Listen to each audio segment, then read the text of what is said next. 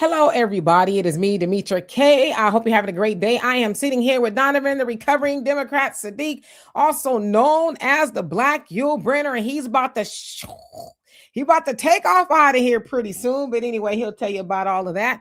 Nevertheless, the purpose of the Demetra K show is to promote Black love, knowledge, and understanding of all things that go on in the Black community to make us an even better people, with the emphasis on even, because we're great people, but we can always strive to do better. Like I said, big giant thank you, hello, and welcome to YouTube and Facebook. You are the other side of the conversation. Also to my wonderful moderators, thank you for all that you do in holding down the comment section. Today, we're going to be talking about Nolan Wells' parents said he didn't see the one thing that might have saved his life. And I'm going to get into that. You know, of course, a lot of this, as far as the situation there in Ocean Springs, Mississippi, has been unfolding by the minute. So, of course, I'm going to give you all, as much as I know up to this point.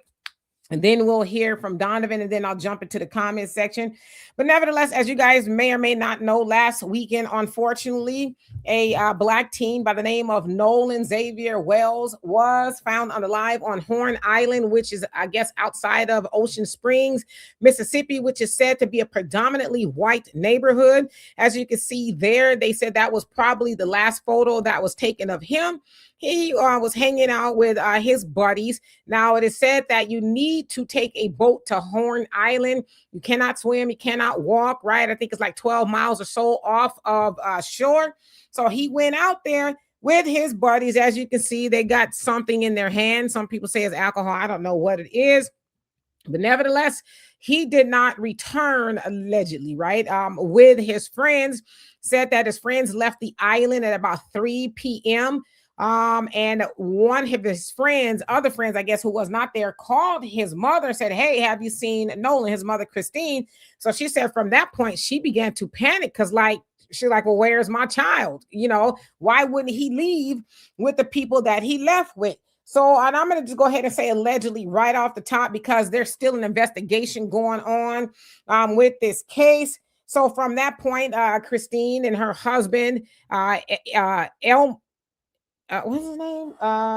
It's in my head, but hold on one second, because I want to get it right. Elmore, I think that's his name, Elmore. I had a whole bunch of names going on. Elmore, they went to see what was going on. Now, Christine, she reached out to a friend who is son is good friends with Nolan, and they tried to see if they can find his location. But it sounds like his location was pinging all over the place. Also, they noticed that he had not uploaded any stories to his Snapchat, which they said would have been unusual because he was just like a Snapchat type of kid, right? It's like a social media form, if you don't know what that is. And they said on that day, there was absolutely nothing. So they kind of believe that maybe his social media, as far as that's concerned, had been scrubbed. It's also said that some of his text messages were deleted. And Benjamin Crump, attorney Benjamin Crump, rather, is representing the family to try to help get some of the things out, because on a preliminary basis, it sounds like the police there in Mississippi was trying to say, well, we don't really see any foul play going on here. But many people are like, nah, hell no, y'all not going to start that, right? Because we also found out that one of these kids' stepmama is a judge and the daddy is a doctor. So y'all know how it is, especially in these very white towns. Everybody knows everybody.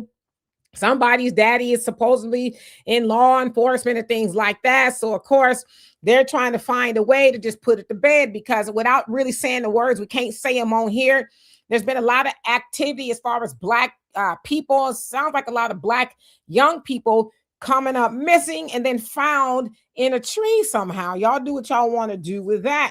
So from that point, they went and searched the island, they being Elmore, right? Nolan's dad. He said that the coach called him up early the next morning and says, hey, I got a boat. Let's go out there and look. They didn't see nothing or anything like that. They also learned that there were people actually camping on the island. You can't really live on the island, but there were people camping on the island. And so they said, we hadn't seen him. And his father was like, you know what? If my son was on this island that night, he would have reached out to the people that were camping there. Plus, again, one of the friends had taken the phone. Now, we were led to believe that one of the friends here gave the phone to Nolan's mom, like, here's his phone. He just left without his phone, but that wasn't the case. Again, she had to go find the phone. So they went to the friend's house that had the phone where it pinged at. They gave it to him. They also went to another friend's house where Nolan had left his car, and the friend was giving the daddy the runaround, like, oh, I don't know where his keys are. So he said when he kind of was like about to go there, somebody mysteriously found Nolan's keys. Okay, so then on Monday, the 6th, when they went back, the Cajun Navy and a whole bunch of other people to go look, there was Nolan's body on the shore. So people are like, wait a minute now. There's no way that his body just happened to be, roll up on the shore when we look everywhere. Okay. Now, so from that, the kids that he was with said, oh, well, he walked off with some girl he was talking to. But the girl was like, nah, hell no. He was with me for a brief moment, but he said he was going back to the boat to be with the friend. So she says, he was not with me. He said he was going back to be with the so-called homies, okay? So I'm just kind of catching y'all up before I show y'all the video that leads me to, if he would have saw this, he probably would still be here.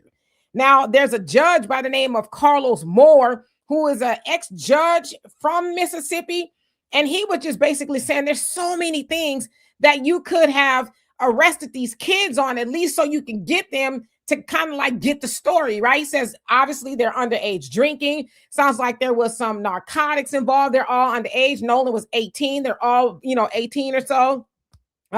He says you could have got them on kidnapping because there's a video that surfaced of him basically saying, give me my phone, give me my freaking phone, right? So there was some point of contention going on. He said you could have got them for theft, for stealing his phone, at least to get them so where you can start some interrogation things, but nothing so far. Nobody's detained. They've all obtained lawyers and things like that. Okay. So I'm going to show y'all the video that I saw of his parents having a conversation. And I was like, okay. And then I'll show y'all what I saw. So here we go. This might be a factor. Like my wife said, I don't want to believe that, but it's just it's so many things have happened, and so many things have been swept under the rug. Like I say, Nolan didn't see color. He saw people for who they are, and I used to always tell him, "So you need to guard that close, because everyone is not going to reciprocate that same love that you give." I just want transparency. I just want to know what happened to my son. Christine, why does that make you so emotional? Because he just had a big heart. Like, to really know Nolan, to have him as your friend it was something special. People aren't like him. He was just different. And do you worry that he might have trusted too much? sometimes, yeah. And that was something we always talked to him about.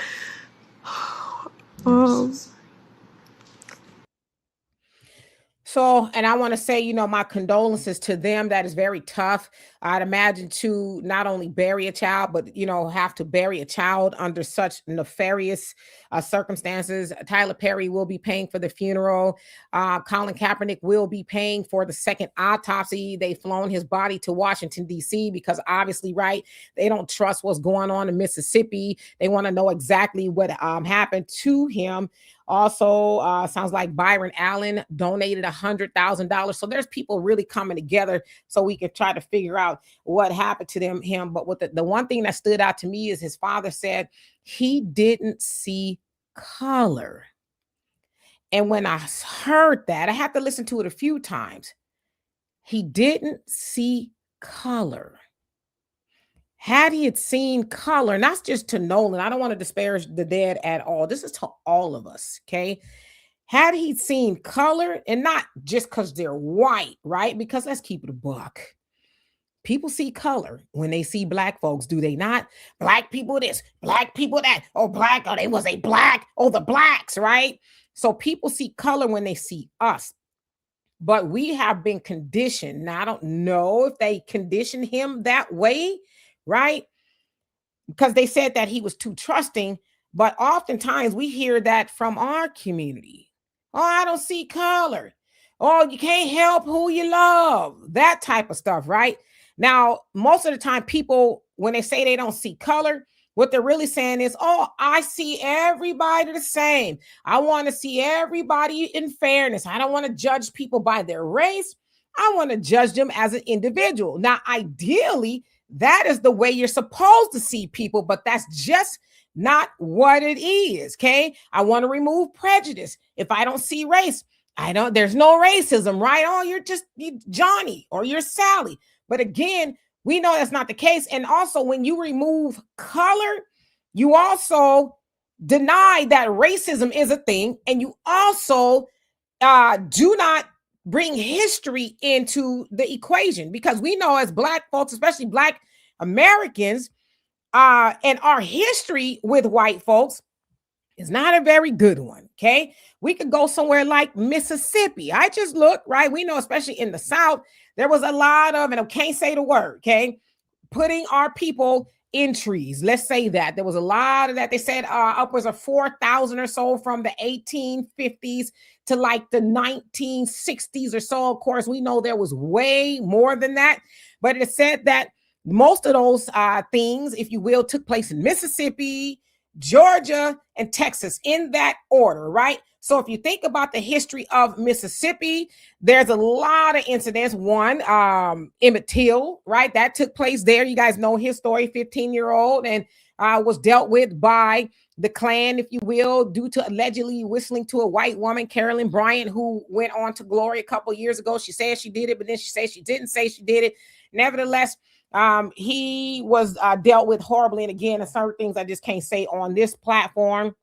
And so when we deny color, we deny history, and we don't teach history to our children. We don't say, hey, while maybe they're not doing that like they used to, they're still doing it. Just keep it a buck, okay? But it does happen. And for example, and I've been saying this all week, we, especially as Black folks here in America, are told, oh, that was so long ago. You're not slaves anymore. Oh, get over it, right? But we never think about the other side of that, where I'm going to say allegedly, okay, strongly, that they are teaching their children of what they used to do in the heyday. Oh, son, we used to get us one. You're not really, walking into manhood, and let's say, in some cases, white manhood, unless you really just get you one. Okay, y'all know what I mean. Okay, yeah, it just does something to you. It's a rite of passage in a way, right? So when we hear all of these stories about these our people, and you know how many Black men, especially, are still missing right now, that just recently missing, and they don't know where they are, especially in the South. So while they're telling their children of the things that they used to do and potentially teaching them the things they used to do to us, what are we doing? Not all of us, but I don't see color. Oh, and again, I'm not trying to disparage young Nolan at all. It's not necessarily to him. It's just something that stuck out to me. I don't see color. But again, when you don't see color, you erase history. And we, especially as Black Americans, we should not forget our history. Now, I want to say the things that they have done to us is not necessarily our history. It's American history. I don't care what nobody says. They can take all the books out the school. They can remove all the museums they want, and there still will be American history of the original sin of what they did to Black folks here in America. So we have to unlearn, I don't see color. Because also that was something that we were conditioned from the plantation, right? And even though, again, they saw color. In 2026, people see color, okay? You can go all on the internet and you'll see a police officer harassing a Black boy walking home. And he'll have to say, hey, I'm a minor, and they don't care. They still handcuff him, rough him up, traumatize him simply because he's Black. I saw a video of a kid who was walking with a hoodie on, and a police officer, which doesn't sound like he was really a police officer, but he goes and he commandeers the kid. And then, he has to call his parents because he's like, oh, well, it's too hot for you to be wearing a hoodie, so you look suspicious. So people still see color, but we don't see color because we're told those days are over with. So I feel, now maybe just my opinion, maybe I'm wishful thinking here. Perhaps if young Nolan and even Mr. Bird, y'all know James Bird, you knew of him anyway, you heard his story. Perhaps if these people, and a lot of us, can't say collectively, were taught to see color, then our spidey senses will go off and say, I don't think I'm going to go on the island with you just by myself, because there's a lot of people I've seen that is from that area who are white. They said, something tells me that Nolan was probably one of the only Black people on that island, because it sounds like it's kind of some place or thing that white people go engage in. So they said that, yeah, he was probably in danger for whatever reason or another. Now, James Bird here, of course, y'all heard the story in 1998, Jasper, Texas. He accepted a ride from somebody he was acquainted with. He knew him around town and things like that. And so he was getting a ride home. Well, the three individuals that gave him the ride home, which they didn't, right? They decided that they would take him. I'll try to explain this as much as I can without getting in trouble on here. But they took him to a secluded place and just tortured him to no end. And after they did that, they decided to chain him, if you will, to the back of a pickup truck and dragged him for a while. We'll say it that way. And they said as he was being dragged, forensically speaking, they could tell that he was trying to hold his head up because, I'm being dragged here. And they said he was alive probably through a good amount of it as he was being dragged. And eventually he dropped his head, and they found his head over here, and they found 81 other pieces of his body strewn throughout the area that they dragged him behind that pickup truck.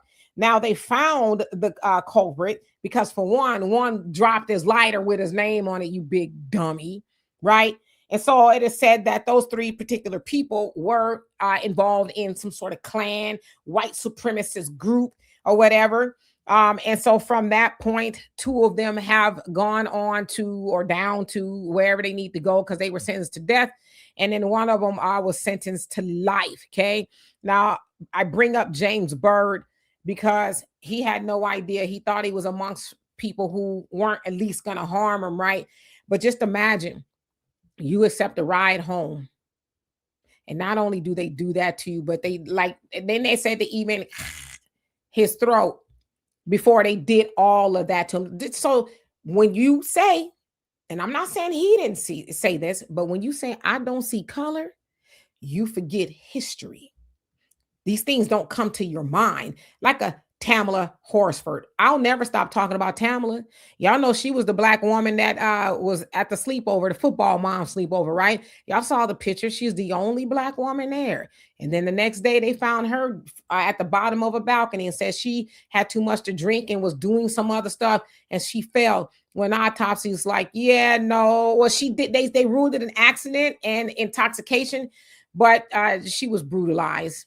And there was so much nefariousness going on with that case as well. So I'm saying when you say you don't see color, you also ignore history and you also ignore that racism is still very well alive today. Donovan? Well, again, welcome you guys to the program. When we were growing up, there was always a saying that we had to be home before the lights were out. Did you guys ever wonder why our parents mandated that we be home before the lights went out as young black people? Because I remember my white friends, they didn't have to be home when the lights went out. But it was mandated that we had to be home when the lights got out. And I say that to say this. I was talking to my mom about this the other day. And my mom said when she was growing up as a country girl in New Roads, Louisiana, when she got older, she understood why her mom and aunts and elders were telling her to stay on the porch. You can't leave the yard. You can't do these things, because it's a very, very different world outside there. Now, for those of us that are from the South and have roots in the South, with the Klan running around looking for something to happen, that was a real thing. It isn't something you just read in the books. That is a real thing that actually happened. The danger is there. So as time has been going on, and I listen to young people, oh, you're so old. I have my nephew over here today. Oh, this old, that happened a long time ago. That isn't relevant. We were talking about college because he's getting ready to start college. And I gave him some advice, and I said, take your general studies first. Don't be like a lot of these idiots that think you're a freshman and you're going to be a doctor. You're going to take your core credits, and then as the years go by, you change your mind, and you still got to go back and do those general studies type stuff. How are you going to be 4 years into college and then you want to take freshman comp? Who going to do that? So talking to my nephew, he was saying stuff like, oh, that has no relevance today. Oh, it doesn't? So I hear a lot of Christians say this too. Oh, the Old Testament has no relevance today. I think in the Old Testament, it still has the 10 Commandments in there. So you're saying 10 Commandments have no reference. You're saying Leviticus, that tells you how to live, has no reference. All the stories in the Old Testament that proclaim the coming of Jesus Christ, that has no reference. I think it does. There's nothing new under the sun. And my mom keeps telling me that over and over and over again. A leopard does not change its spots. And here's something that I remember my mother always told me. Your little white friend, when it comes down to it, is not your friend. And I've never forgotten that.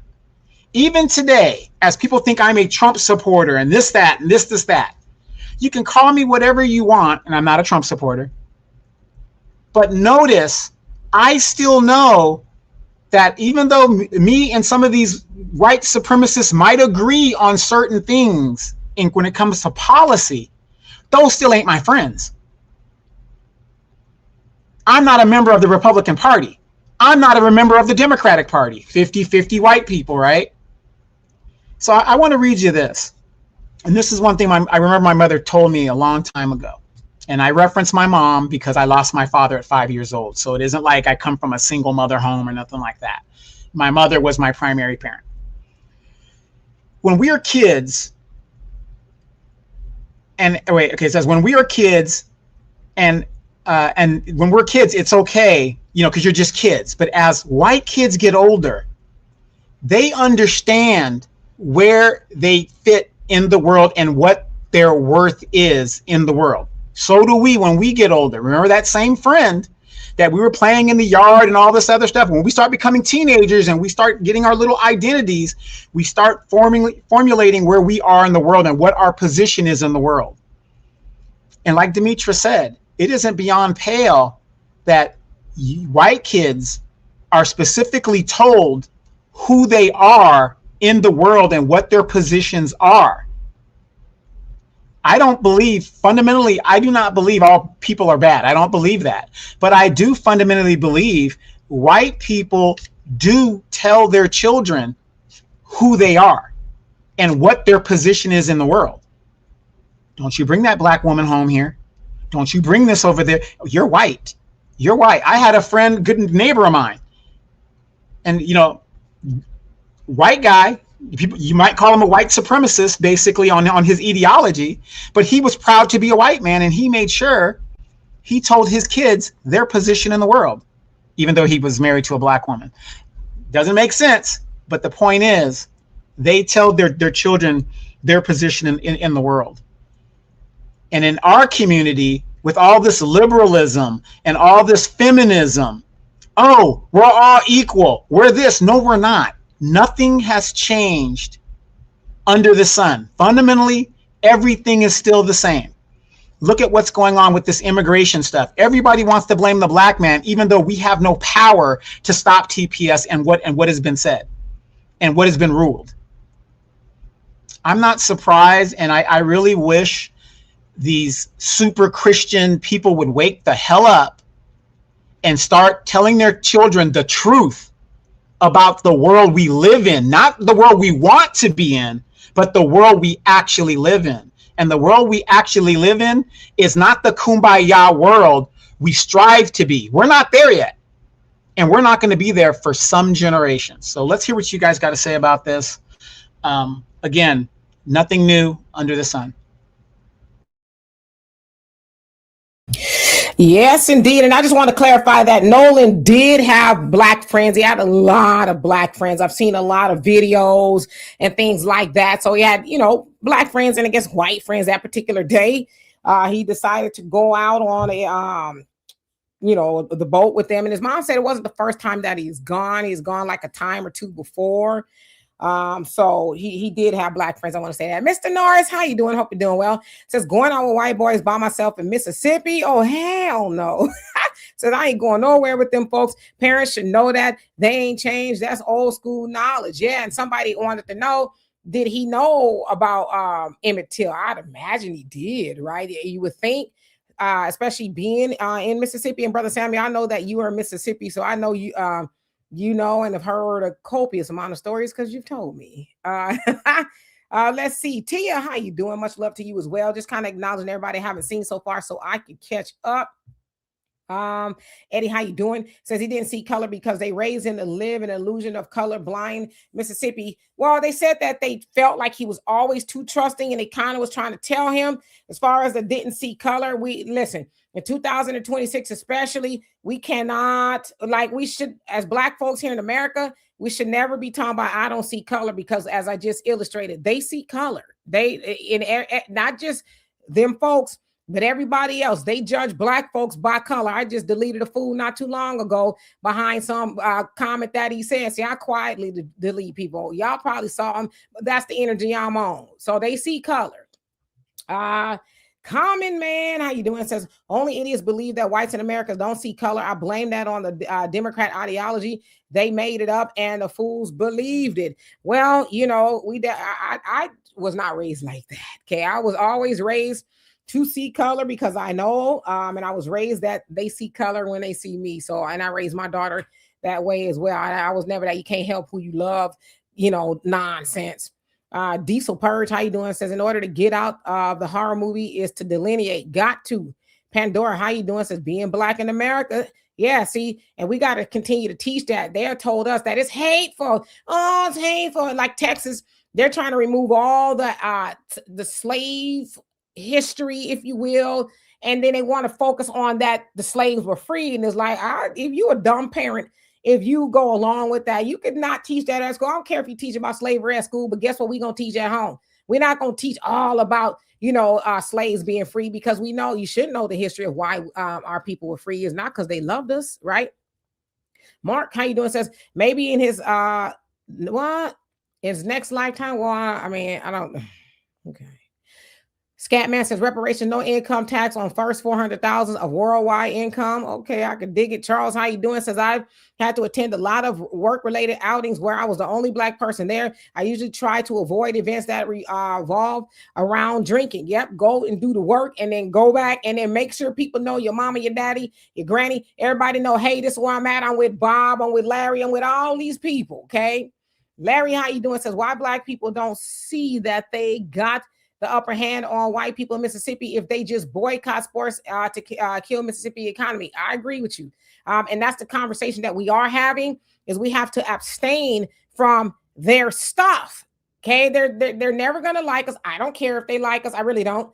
We have to get rid of that illusion of, oh, if I just do this, that, the other, then they'll like me. They'll never like you. Okay. It's 2026. Let's get real. Hey, and real quick, how many of you guys know the worst race riot in the United States? Where did that take place? Anybody know? Well, there were so many of them. Well, the worst one that was on document was up in New York City, in the New York area during the Civil War when I think it was don't quote, I think it was the Civil War. But one of the worst my point is some of the worst race riots happened in the North. We already know what the South was about. But when the blacks migrated up north and started going up north, that's where you had some of the worst race riots ever. And let's go to recent history. One of the most fiercest racist presidents we have is not the one that has been sitting in the chair right now. It's the one before that. And why do I say that? How do you leave 530,000 Haitians and all your Black employees that worked in your administration uncovered and not give them some kind of form of status, legal status in the United States? Obama did it for the Dreamers. He gave them some kind of status. And then you left all Letitia James and all these other people without a pardon, knowing that Trump is going to come after them. And where was Joe Biden from? Delaware. Oh yeah, of course. There's racism all throughout the United States. There was Jim Crow in the South, the East, the North, everywhere is Jim Crow. Okay. And Demetria, you're from California. One of the racist states that we live is in California, because they don't do it abruptly in your face. They do it behind the scenes. Redlining and this, that, and that, but they'll smile in your face. A total democratic state here, and Blacks ain't got nothing. Explain that. Yeah, you it says user, but how you doing? On my end, it comes up weird for some reason.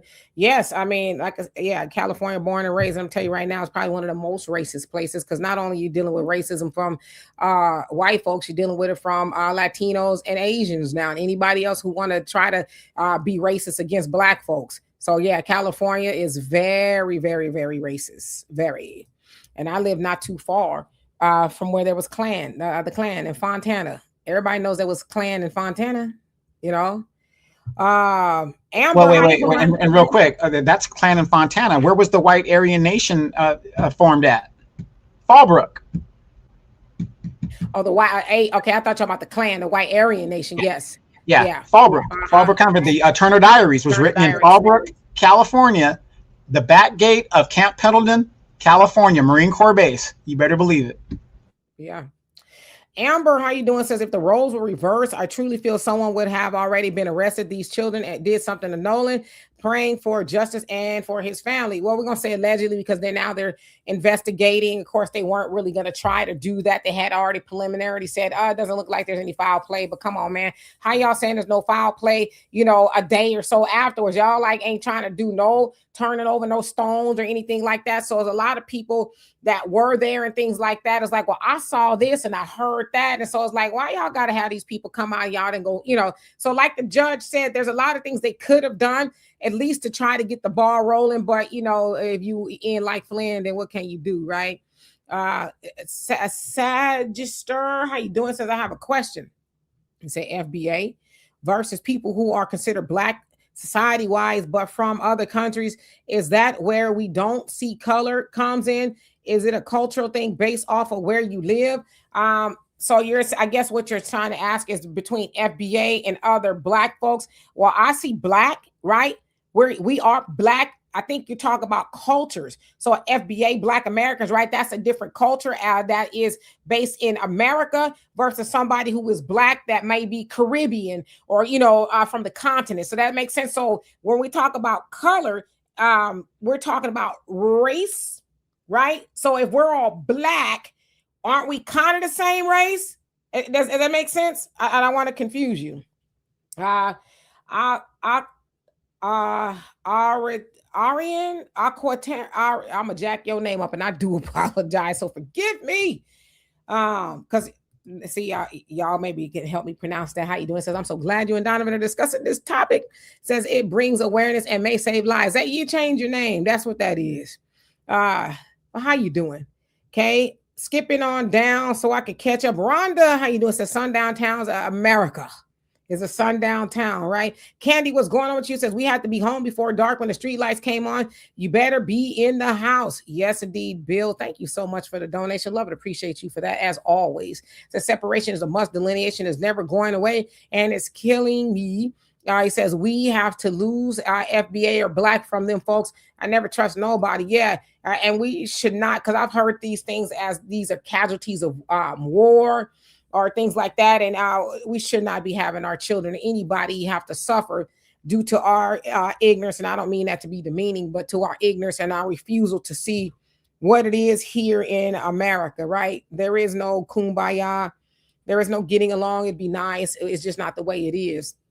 but we have to stop and unlearn that I don't see color, right? Skipping down, you guys. Shalamaya, how you doing? Says Dave, Florida's a sundown town, so you talking to somebody else. Okay. Vanessa says this is so sad that we're constantly talking about Black babies dying under mysterious quote unquote circumstances when we know it's nowhere mysterious, right? But see, if this did not get the attention that it got, they would have just like they've done the other ones, right? They're like, they did it to themselves. Like, stop it. That's probably one of the last things you're gonna do to yourself if you don't want to be here anymore. You know, Southern Lady Brown, was going on? Hope you're doing well. Let's see, Jersey Rick in the building. Nick at night, how you doing? Melissa, you say we heard a known female preacher saying she didn't see color. She sees the spirit first. Please tell your Caribbean families this would have caught us too. We in Jamaica singing one love, one heart. Yeah. Again, ideally speaking, maybe in utopia somewhere that would be the case. It's just not the case. But again, as I always try to challenge people, especially some of the conversations I have, stop telling Black Americans, and I'm not saying this to you, I'm just saying to us, stop telling Black Americans that, it's not the way it is. You need to get along with everybody else. And it's your job to extend the olive branch of love. Black Americans have extended the olive branch of love to everybody, and they've kicked it back in our face. And so now we're really starting to have the delineation conversation, separating. Again, it's not supposed to be delineation because we hate everybody else. It's because we're finally really starting to love ourselves. Philip, how you doing? Hope you're doing well. And Tiffany says, my father, he says, and his brother fled Georgia in the late 1960s because they were still Black men. There were no jobs and education was horrible. Yes. And so a lot of people went to the north, right? Or to the west. And Philip says the Bible is fake and Jesus is not real. Okay. Carlette, what's going on with you? It says my parents stressed that we had to be home before the street lights came on. My mom also said I need to meet parents before you go over there. Yes, you got to meet parents. And Common Man, once again, how you doing? Vicky, what's going on with you? Imhotep, what's going on? He says that happened a long time ago, quote unquote, evidence that people do not read history. It's quite problematic with the Black community because we want to live in illusion that it's not that way anymore, right? It's kind of just that rocking us back to sleep that we're all good. Brooklyn, Virginia, I think that's what it is. How you doing? It says you voted for him. You must have been talking to Donovan, voted for Trump. Even if he did vote for Trump, so what? What does that got to do with the conversation that we have now? There's been racism in this country under Trump, not under Trump. There's been racism since we were put on those plantations. So what difference does it make who he voted for? If he voted for Pet Rock, what is that going to do for this conversation right now? And I voted for him, and he did exactly what I wanted him to do. He getting these illegals up out of here. Exactly. I voted for him because the Democrats weren't going to do it. So who am I supposed to vote for if that's my interest? Brian, how you doing? Says me and the white supremacists might agree on certain things when it comes to policy is crazy. Well, I mean, that's kind of been the way it's been throughout history, right? Marcus Garvey, he met with the Klan not because he agreed with it, right? Malcolm X, I believe, don't quote me, the Honorable Elijah Muhammad did, and so on and so forth. The Black Panthers, they sat down with the Klan not because they agreed. They agreed that the government, right, was the enemy of everybody. So, so that's not a way off statement there. You know what I mean? Carrie, how you doing? Hope you're doing well. Says not just the Deep South, it's the U.S. Yep. The Eagle has landed. How you doing? Says once I had a white woman exit the freeway and asked me to get her car to give her instructions on the location of some place. I told her I can't do that, right? Okay, because that one place might be the last place you go. So yeah, why tell her how you doing? Says yes, I had to be in before the street lights came on, and my parents was from the South, Mississippi and Tennessee. Yeah, it seemed like to me I'd have been moved up out of Mississippi, right? Dorothy, did I say hi to you? Not hello. D. Ernest, I'll get your comment next. She says, Dorothy, they have a perpetual hatred for us. It's never going to change. Unfortunately, our people refuse to heed the word and reject who they truly are. Shaking my head, and we reject who we are, right? And D. Ernest says, I think the history of white brutality of Black people, but by far, he said, but far beyond just how they ravage Black bodies from men, women, and children is chilling. If you only study history, right? But a lot of people won't, D. Ernest. They just think, oh, that was yesterday. Let me go out to sundown towns and just hang out. No. Buckhorse says, just because I work around the white man don't mean he invited to the cookout. Come on now. Come on. is private. He says acquaintances and associates, those people were not his friends. Clearly, if they, or are found to have done something to him. Albie Chill, did I say hi to you? If not, hello. He says Tango down. What? Al says if they had his phone and he was on another boat, why would he even leave without it? Well, that's what his parents are saying. There's no way he would have left without his phone. And again, they had to find the phone. They made it seem like the friends took them the phone and said, hey, we don't know where he is, but here's his phone. No, they had to track the phone. And they said the phone was just pinging in different places. So it's all really just a mystery, but they had to go get the phone. And they never told them what happened at all. So, yeah. Let's see who else is in the chat that I did not see. D-Toppy says, melanin extracted people are in rude awakening. Judgment Day is coming soon. Yes. And listen, I don't know if y'all have heard of the passing of Senator Lindsey Graham. That was kind of unexpected. And listen, I just felt the need to say that something about judgment. He is one of the most horrible, evil dudes walking the planet, very racist from the dirty South, right? Was very vehement about needing to get rid of Palestine altogether. Just love Trump, even though he hated him, said he was the worst thing that could ever happen to America and a whole bunch of other things. And he ended up having a heart attack. And he said Trump was probably the last person to talk to him because Trump said so himself. Yeah, and his father had a heart attack at a young age as well. And then your boy, Mitch, 71. Yeah, his father had a heart attack at like 68 or 69 or something like that. But your boy, Mitch McConnell, proof of life, they're still wondering about that. So let's get this right. Now, I want you guys to pay attention to this real quick, off topic. Lindsey Graham is a senator from South Carolina. It seems to me there's going to be a seat open for the Senate. Now, a governor can appoint a temporary person to fill that seat, but I think because Lindsey Graham is running this cycle, so he was running. He just ran through the primary or his thing initially. He won his little primary, whatever the deal is. So Clyburn, if he's bootlicking enough, he could be appointed to that seat. If he wanted to be a senator, he could be appointed to that seat. And also Mitch McConnell, proof of life. So let's get this straight. There are 2 Republican seats in the Senate that are now in play. Let's see if the Democrats get them. It remains to be seen. Yeah, Mitch McConnell, they said that he may or may not still be with us. He might have gone to the lower room. Brother Samuel says, I saw a video circulated of him, Nolan, at a pool party that is said to be made after they return. Have you seen that? I heard about it. Yes, that may have been the case. So it's like, how can you say there doesn't seem to be any foul play involved when clearly there's something going on here, right?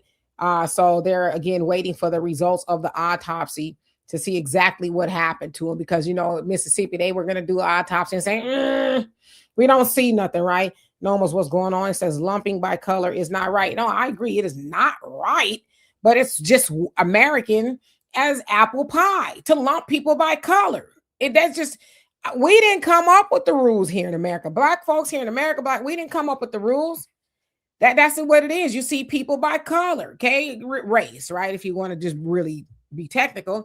You see people by race, and people judge. They have prejudices, right? And things like that about other races. And so to go out blindly, I don't know, and say, I don't see race, especially when you're in that type of environment, you kind of, what are the odds? Like I said, I'm in public relations. And one of the questions or things we delve in is foreseeability. As I said, what will happen if I go off of, just me? With a boat full of them. And we know the history of Black folks in America coming to America on boats with them people ain't very good anyway. So I have to foresee what may happen if I take my Black self on a boat or anywhere while I am the only one. Come on now. We've seen this even in recent histories of that not being favorable. So we have to think along those lines. Is this a conducive situation for me? Okay, I'm in Mississippi. They want to go off to an island that's a 12-mile boat ride, where it's probably most of them in a predominantly surrounded, right, by a predominantly white area. And I'm going to take my brown self out the hell no. You be mad if you want to. I don't care. I don't care about your feelings. What I care about is what you may be doing to me out there, and you're gonna come back and say, I don't know what happened to her. But isn't that crazy? Because even when we go to settings, when you ever go to some place where you're the only black person, then you see the other black person, and then you guys gravitate to each other. You guys know nothing about each other, but you gravitate and you stick together, like in an orientation or something. It is just something that is psycho-programmed in our DNA. That I don't know if the new moms are not teaching that to their kids because they're delusional. But I know, Demetra, when we were coming up, if you saw the other black person in there, you gravitated to that other black person and you kind of hung together. You better believe it, right? And let's see, skipping down, who haven't I seen so far? Just want to make sure I get everybody at least once, right? Carrie says, how many going to be deleted before our people wake up? And that is the sad question. When are we going to unkumbaya ourselves, right? And get in reality and say, this is what we're dealing with. We didn't build the structure of this company, the country rather. The structure of the country was built on us, right? To keep us a permanent underclass, to keep us at the bottom, keep us this, that, and the other. So we know that now, okay? Like I said, and I hate to keep saying it's 2026, but it is, because we are in the age of knowing. You should anyway, right? I'm not saying that you don't be friendly. Malcolm X asked us to ponder, are they friendly or are they just your friends? But he was talking about the Democrats, right? But you can, the Honorable Elijah Muhammad has also posed that, are they friendly or are they your friends? Because friendly means, hey, how you doing? Hey, neighbor, you good? Oh, okay. And friends is like, we're going to go out on a boat together on the 4th of July. And hey, those clearly was just, let's say, just pretend that they didn't do nothing to him. Let's pretend that. Wouldn't a friend at least say, hey, Ma, we don't know, he didn't come back with us. We don't know where he is. Here's his phone. And, we want to do all we can, but they got lawyers, scrub their pages. It's like, if that was a friend who didn't do nothing to you, would you really do that? Probably not, right? So those were never his friends. They guess pretended to be. Miss Tay, how you doing? Since they had nasty race riots in Chicago, they had them everywhere, okay? Yeah, but there was a lot of, in the modern age, there was a lot of race riots in the North. That's why, I'm just reinforcing, we keep focusing on how bad the South is. The one thing I say about the South, they're proud of who they are and what they stand for. They are proud of that. It's when you get up to the North and you think, okay, these people are liberals. They were the Republicans. They're in the Democratic Party. Martin Luther King had a brick thrown at his head in Illinois trying to integrate public housing up there. How many of you guys remember that? Just almost close to the end of his life. A brick was thrown at him in Democratic Illinois. So the North is, to me, probably worse in my opinion than the South. Yeah, covert, overt. Kimberly, how you doing? Says, well, if liberal states you speak of are so bad, move to the deep South and try them out. We have to live somewhere. It's basically process of elimination. The liberal states are pretty bad. I mean, the United States are bad, but liberal states, the blue states, democratically ran states, cities, whatever, they're pretty bad, especially for Black Americans, because they practice, they all do, but I'm saying specifically the Democrats, because we vote for the Democrats the most, but they practice benign neglect, knowing that we have issues, but they jump over us or sidestep us, and they go help everybody else like illegal immigrants. That's what the Democratic Party is doing right now. And specifically, the Black Democrats, they're doing it, we vote for them the most. So just want to keep that in mind. Let's see. GS, what's going on? Says, notice how quiet it got since it was supposed to come out with the autopsy. Yeah, well, they didn't know that they were going to get a separate one. I tell everybody, make sure something happened to your loved one and you got your eyebrows raised. Yeah, get an independent autopsy. No, it's not cheap. But, try to figure out a way to do it. Otherwise, they'll bury your loved one and say, oops, it was an accident, right? Let's see, just skipping down, y'all. I don't know why my power went out, but thank God I got a generator on my computer, right? Zai, Micah, how you doing? Backup battery generator. You're so old. You're so old. Whatever. It's keeping my computer on, okay? Zaha Micah, he says, I remember a brother I used to work with. He told me he had to pew pew his way out of Montgomery, Alabama because of them folks. Yeah, people got stories. It's crazy. That stuff hasn't gone away. It just kind of gone underground. And some argue that it's come on, above ground. Jazz, yeah, and people need to remember the Klan is what to the Democratic Party. How many of you guys understand what the Klan represents? They are the military arm of the Democratic Party. That is a fact. And they have not been designated a terrorist organization or anything of that nature. I wonder why. They are the military arm of the Democratic Party that still exists today. And as we have found out recently, they have been being funded with your tax dollars. Democrats funding money to the Klan with your tax dollars. So there you have it. Yep, was a Southern Law Poverty something center, whatever it is. Yeah. CIA Target, how you doing? Says, why are black people obsessed with skin color? First of all, Nolan was only half black. He's also Asian. That's what makes him stand out. Well, he was a quarter Asian. His mother is Asian and black, and his daddy is fully black. So yes, his mother being Filipino, from what I understand. So he says, why are black people obsessed with skin color?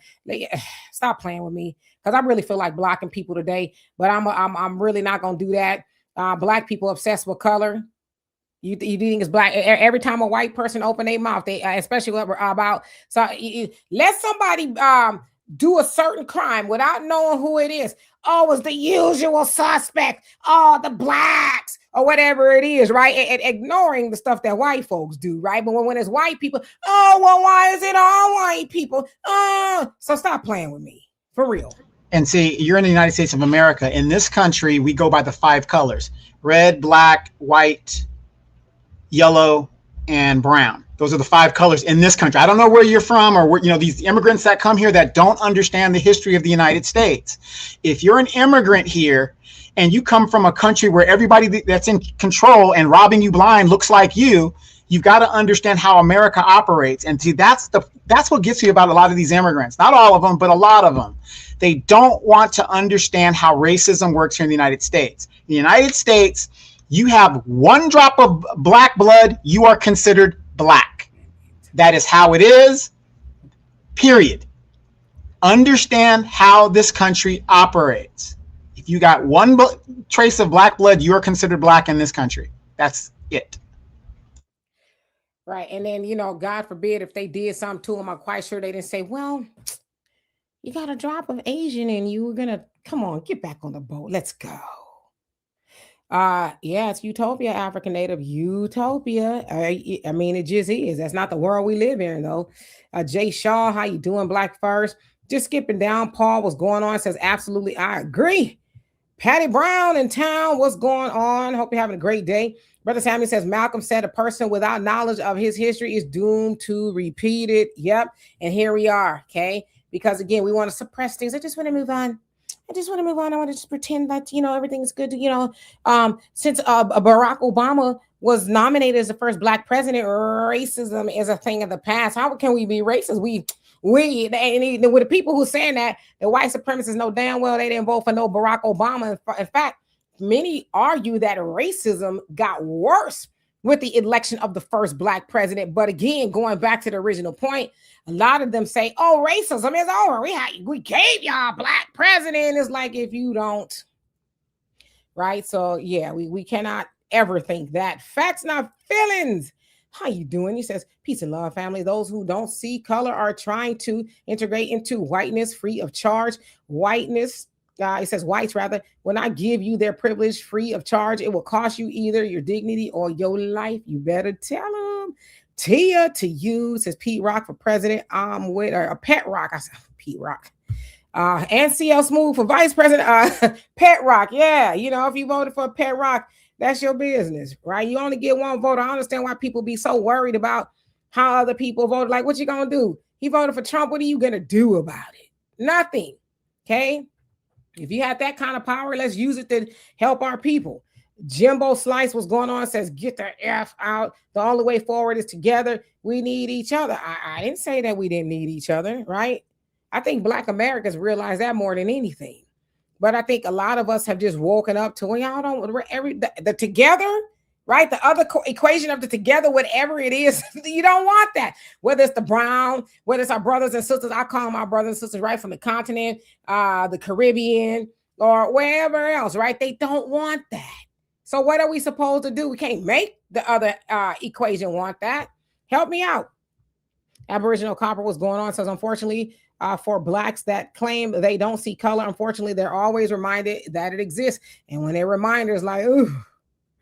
Text for what's going on, long time no see. Says Nolan's attitude comes from the mother. The mom is from that area, and she and that judge know each other from high school, and the mom is half Asian, and Nolan grandmom is Asian. Yes, that's what I heard. I heard that's a kind of a tight-knit community there. So Antonio was going on, says, have no fear. Oh, yeah, I am here. All right now. Okay. Arthur Jones was going on, says, I voted for Trump also. Well, there you go. And that's your right to do that. You know, hey, real quick, do us a favor, you guys, hit that like button so we can get this conversation into the algorithm. We really would appreciate it. If you guys want to help Demetra out, because she's going to be up early tomorrow morning, and with a good cup of coffee, you know, she's become a coffee connoisseur. So we got to get her to have these great conversations going. Also, don't forget to download the African Diaspora News Channel app. Get it on Google Play, Apple Store, less than $10 a month. I think that's very, very reasonable. And again, you'll get good information, good videos from the Emancipation Channel, the AI Wire, Demetra K, Wongel, Brother Phil Scott, Vicki Dillard, and the whole African Diaspora News Channel crew. Go ahead and hit that like button, share, like on your pages, and subscribe. Thank you for that. Boxing said, haha, you two support racist Trump. You don't know who I supported, but if I did, what you gonna do about it? What are you gonna do about it? What, you gonna uninvite me to dinner? What are you gonna do? I want to know. I'm not hiding that I voted for Trump, and he's getting these illegals up out of here, which is a very big threat to the Black community. So, well, why would I be afraid to say who I voted for? I voted for Trump, and who did you vote for? Right, Mama Deb was good. Thank you so much for that. Love and appreciate you. I do. Thank you so much. Okay, going down. Who else haven't I seen? Manuel, how you doing? Say facts. Let's see. Patrick, how you doing? Says these guys are ancient and dying in the seats. Retire. Ain't that crazy? Like, that's a conversation that needs to be had. Like, they are literally, Patrick, they are going up or down, wherever, in the seat. And then my cold dead hands. Yeah, but it's like, what's her name? Frederica Wilson, I think. She finally came out and said she wasn't running. They didn't even know where she was. I ain't seen her in months. Some other people, some other dude, he wasn't that old, but he missed it for 4 months, talking about, I was having depression. It's like, you wasn't going to show up to work, right? Mitch McConnell, they say he may or may not be on life support. Lindsey Graham, he was literally came back from somewhere, was about to go somewhere else. He had a heart attack or whatever. So I know, and me and my daughter was talking about this. It's, they call it ageism, but we have had a conversation. It's selfish, is what it is. Matter of fact, in this congressional cycle, I think it was like 5 to 7 Democrats died in office. 5 to 7 of them.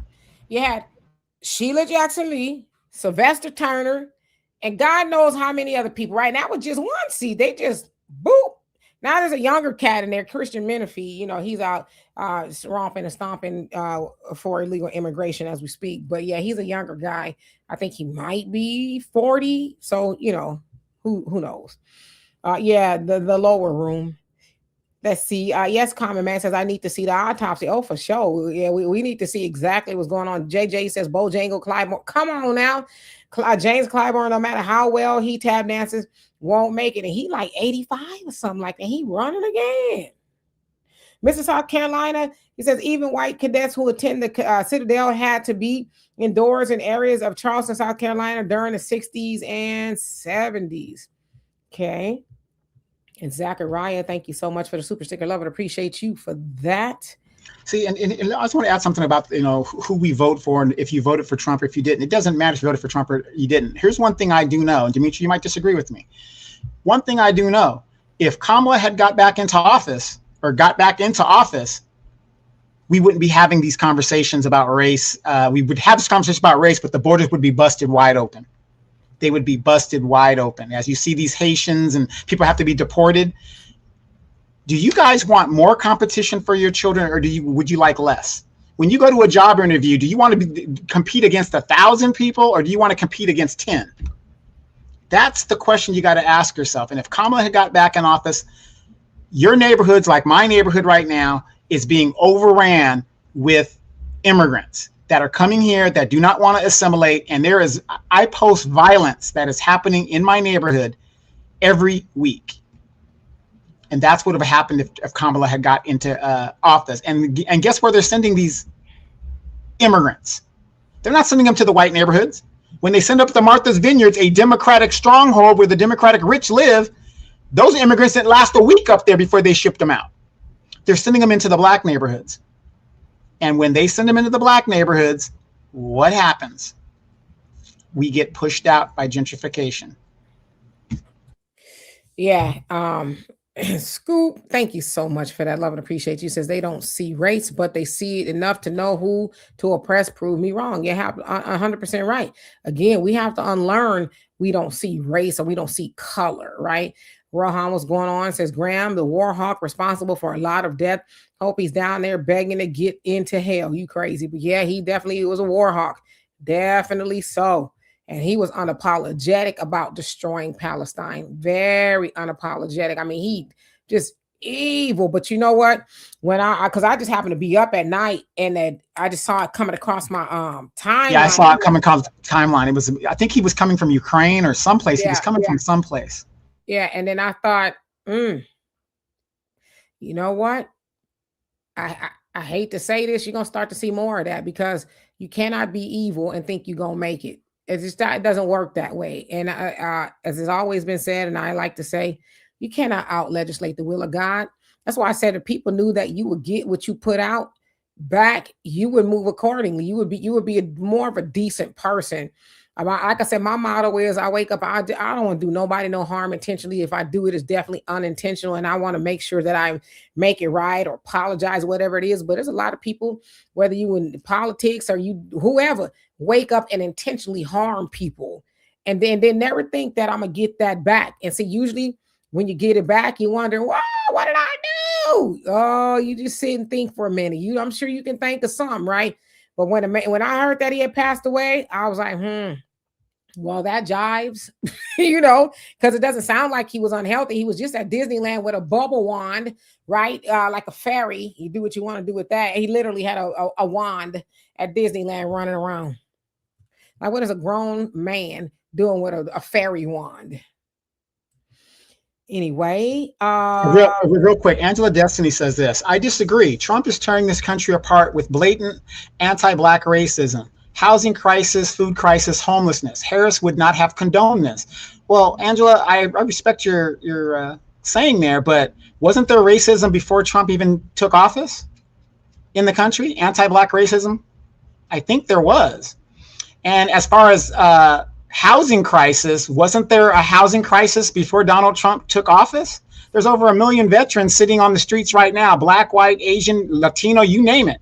1 million veterans alone, much less Americans. So how did Donald Trump have to do with that? And as far as food crisis and housing crisis, here's the problem with that. And this is why I say I disagree with you. I'm not saying what you're saying is not valid, but you got to understand economics. The more people you have flooding into an area is the bigger the demand. That's the basic economic hand. So if you have more people in the country that need housing, the prices go up, the food goes up, the gas goes up. That's how it works. The less people you have, the less of a demand, the prices come down. See, and I'm not saying, anything because you're a longtime supporter of ours, but a lot of people don't take that into consideration, basic economics. A president does not control the economy. They can influence the economy, but they can't control it. When you let 27 million immigrants into the country and we didn't have the housing was already suppressed to begin with, how is any president going to control that? Thank you so much for that. LL24. I love it. Appreciate you for that. Says, do y'all think this could be a chance South Carolina could get someone in the Senate that actually care about Black folks since they make up 24 to 25% of the state's population? Well, they have James Clyburn there in South Carolina. He's been there since the 90s. And he says he cares. Well, he doesn't even say he cares about, he gives us a fish fry, if you live in South Carolina, but I don't think so. No. No, it is alleged that Clyburn also colluded to get rid of the other Black representatives that were there so that his district doesn't get realigned. And that was years ago. And no. When you've got the so-called number 3 Democrat in the party, and he has the worst district in the nation, do you actually think they're going to get good Black representation? This guy's the number 3 guy. And he's still over a very, very bad district. So his influence, his power has not benefited his constituents. I don't think so. Yeah. So, yeah, Corey says the problem, these new generation of parents and young people are too trusting people. And it's not even just the new generation, it's the old ones too. It's everybody. I think, we don't trust our gut type of thing, or just, at least educate our children on just life in general, right? Common sense. We need a common sense class or a critical thinking something, what's it going to cost me if I do A, B, C, and D type thing, right?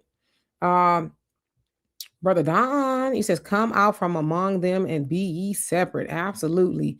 Let's see, skipping down. Okay. Anti-social engineering. I'll entertain your question. He says, are you guys listening? Are you going to keep being cursed? Yah is the name of the Father of eternity. He's no God. He's not Jesus. He can't be found in religion. Dare I say this? Okay, you've said it. And okay. Honey the Key, he says their racism is paying off and exposing them. Yeah, I mean, like I said, and yeah, I mean, I'm just repeating what I've learned. You can only do so much before it catches up to you, right? It may take several hundred years. It may take several minutes, right? But you got to get what you put out. It's just the way it works. Again, a lot of people who claim to be Christians and they read the Bible and stuff, it's like, well, what part of the Bible are you reading, or what part are you skipping over? Because it says that you're supposed to be a good human. So what about some of the things that have done around the world to people in the name of Jesus? Is that good? Where does it say in the Bible you're supposed to do any of that stuff? So they don't really believe that. Danny, he says, first mistake for any FBA youth or elder is not to acknowledge race. It's America as apple pie, and my favorite bean pie. Okay, and your favorite is bean pie. I love bean pie too. I wish you could find me one. Just skipping down, y'all. I do see a comment. Deborah, how you doing? Says, I think that girl he was with was the trigger. I bet that it was. It could have been because she seems like she's white from what I can see. In the South, that's another thing too. I don't know. I don't understand why people don't educate their children, especially your Black children, especially your Black boys. Now you go, as they used to say back in the day, you going around with that white girl. There's a lot of people who ain't gonna like that, and we know. I mean, hell, Emmett Till, that was in the 50s, right? But that is allegedly why he was taken up out of here, because he whistled at a white woman, is what they say, right? Especially in the South, but I don't know. I just find that to be kind of weird. K. Marie 7900 says, if they had nothing to do with Nolan's demise, they had everything to gain from posting tributes and his final photos. Deleting their pages and hiding makes no sense. All it does, if you got something to hide, right? If you're trying to go off the grid, and I just think people who do those type of things allegedly, right? We don't know that they did, but I'm just saying allegedly, they just think, oh, we'll get rid of it. Mama's a judge. Daddy's at this. My uncles are that. Well, we've done it before. Listen, if they did something to him, don't y'all ever think that this was a first time. It's not a one-off. This is not a one-off. It's not. Demetra, what was that movie where the Black guy went there to this place and it's the name of a movie, but by one of the Peel and whatever his name is. Oh, Get Out. Get Out. I mean, you guys, maybe it's just me. I do believe there's some truth in storytelling when they bring movies like that out. I believe, and this is just me, that young man regardless, whatever the facts may be, he was ritually sacrificed. I believe that. I actually believe, like you said, Demetra, it's a rite of passage for some of these devils to do what they need to do. It's just, I mean, how else can you explain it? I mean, it wouldn't be unusual, right? Again, we were rocked back to sleep. And thank you, Derry. I appreciate that. It gives me incentive to continue working harder. We got rocked back to sleep as Black folks here in America.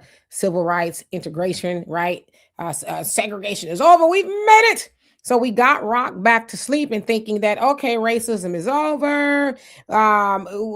We could go and live amongst people who do not want to live amongst us. We forced our way into the schools, and we did, right? Ruby Bridges, the Central, I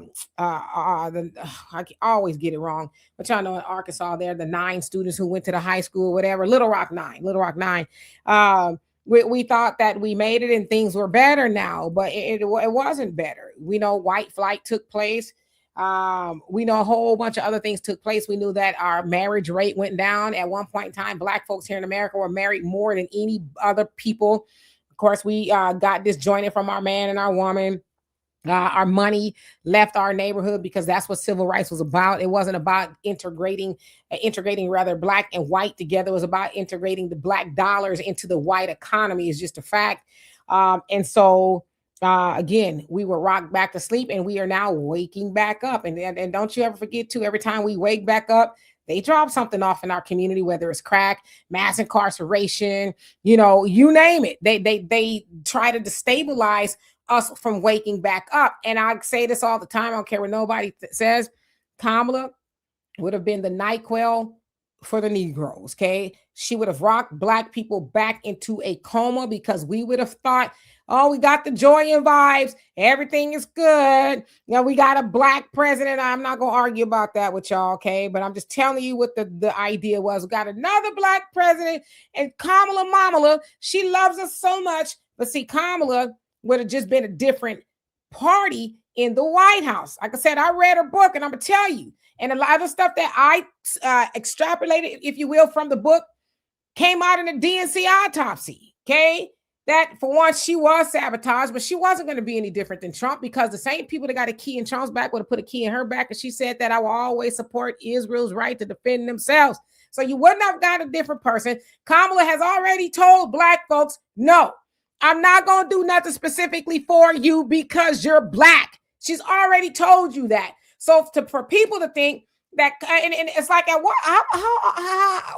trying to form this in words, but why do we got to keep getting bumped over the head before we realize, okay, maybe I need to stop doing that, because damn, Obama got in office not once but twice and didn't do a damn thing for Black folks. In fact, many argue that things got worse for Black people. And then we're going to turn around again and say, let's put this Black woman into the White House because this time it's going to be different. No, it wasn't. It wasn't going to be different. In fact, if you don't believe me, look at all the money Kamala got, over $1 billion. Some people say maybe it was $2 billion, right? The Black organizations, whether they're Black media, whatever it is, they got a drop in the bucket. And she gave mostly white PR firms, campaign firms, and all these other things. They got the lion's share of all that money, that record-breaking money that was raised. And then you hear people like Roland Martin and different people, oh, well, we only got that. And she gave all this. So, but those are the same people, though, who will tell you that Kamala would have been better, and she kicked them off square off in their butt, kicked their drawers all the way up their butt before she got in the White House. And they talking about she didn't give us enough money, but she would have been a better choice. So she treating you as a Black, whatever it is, bad. Now you think if she got in the White House, she's going to treat you better? No. So we just need to wake up. Lorenzo, how you doing? Says, wait, gosh, I read your comment. People, let the truth be told and seen. Absolutely. Moving on down. I see all your comments, but there's so many of y'all. Scoops, thank you once again. Says, never let your oppressors tell you what you should do to be a good Black. Right. But that's what we were told, right? If you just do A, B, C, and D, you are considered a credit to the race. And we had some of the Boule class, right, that felt like if you weren't a credit to the race, then they also participated in eugenics, the Negro Project. A lot of them in the NAACP, they believe in that. We need to make sure that people who are credit to the race make it, right? So they believe in sterilization and all those other things. It was a black boule. You look it up. So yeah, you're right. There was this idea of a good black, but as far as white supremacy is concerned, there is no such thing as a good black. They only have one in mind. I won't say it on here though. Going down, Zechariah says the white supremacists have delineated and separated a long time ago, and they're not under orders by God to do so. Us freemen, Americans, or they have. Every time we talk about doing it, many people get in an uproar. Why would you want to do? We're the human race. Why would you want to do that? It's like, stop playing with us, Kay. We've seen how this getting together has worked out. It hasn't, you know. And the Roots Tracker, what's going on with you? Says, I voted for that orange man too for deportation. So yeah, there's some people who's like, I don't love everything that Trump was doing, but I do like this, that, or this, right? That's what you're supposed to do. Vote for something. And if that person delivers or whatever it is, but I like to see, for those who think that we should have, I didn't vote for Kamala. Okay. I'm gonna just keep it real with you. Those who should have voted for Kamala, or those, that voted for Obama. I mean, what did Obama do? What did you get from Obama as a black American? And what did you get from Obama? And I'm talking about specifics. Don't give me that, because I see people with these laundry lists. Oh, it was this, that, that's like that includes everybody. I'm talking about specifically, because he said he wasn't going to be able to do nothing for black Americans, especially reparations, because he didn't want to make white people mad. And I could back that up if you don't believe me. I could show you where he said that himself. Yeah, real quick. Rhonda Davis, B4Y, says, no political party is for us. And I agree with that until we form our own. But here's the problem, Rhonda, and we've got to be realistic. That's what I'm saying. We are so optimistic, but this isn't where we're at, you guys. You guys have got to understand, California was the blueprint. Do you guys, Rhonda, I'm not sure if you're aware, but there's 6% of black people and leaving California because of gentrification. Even if every black person in the state of California voted, it would not matter.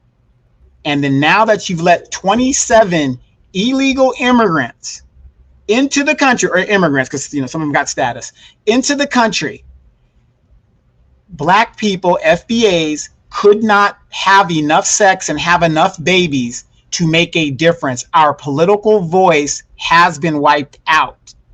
And it's just a matter of time before the other end of it is the immigrants. 350,000 Haitians, 150 of them are sitting right there in Miami, in that area down there. So if those people had status, what do you think, and how do you think they would be voting? Look at the CBC right now. A lot of those CBC members are first and second generation Americans, and look at what they prioritize: immigration and bringing more of their people to this country.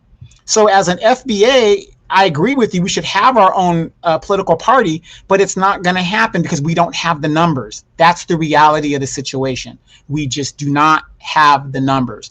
But what we can be is spoilers. We can do that. So if just like right now, the Democrats lost the election because 15% of black people did not vote for Kamala Harris. So we can be spoilers, but as far as having a significant voice to say anything and do anything and have any say so, it's not going to happen. Absolutely. And I'm just reading you guys' comments.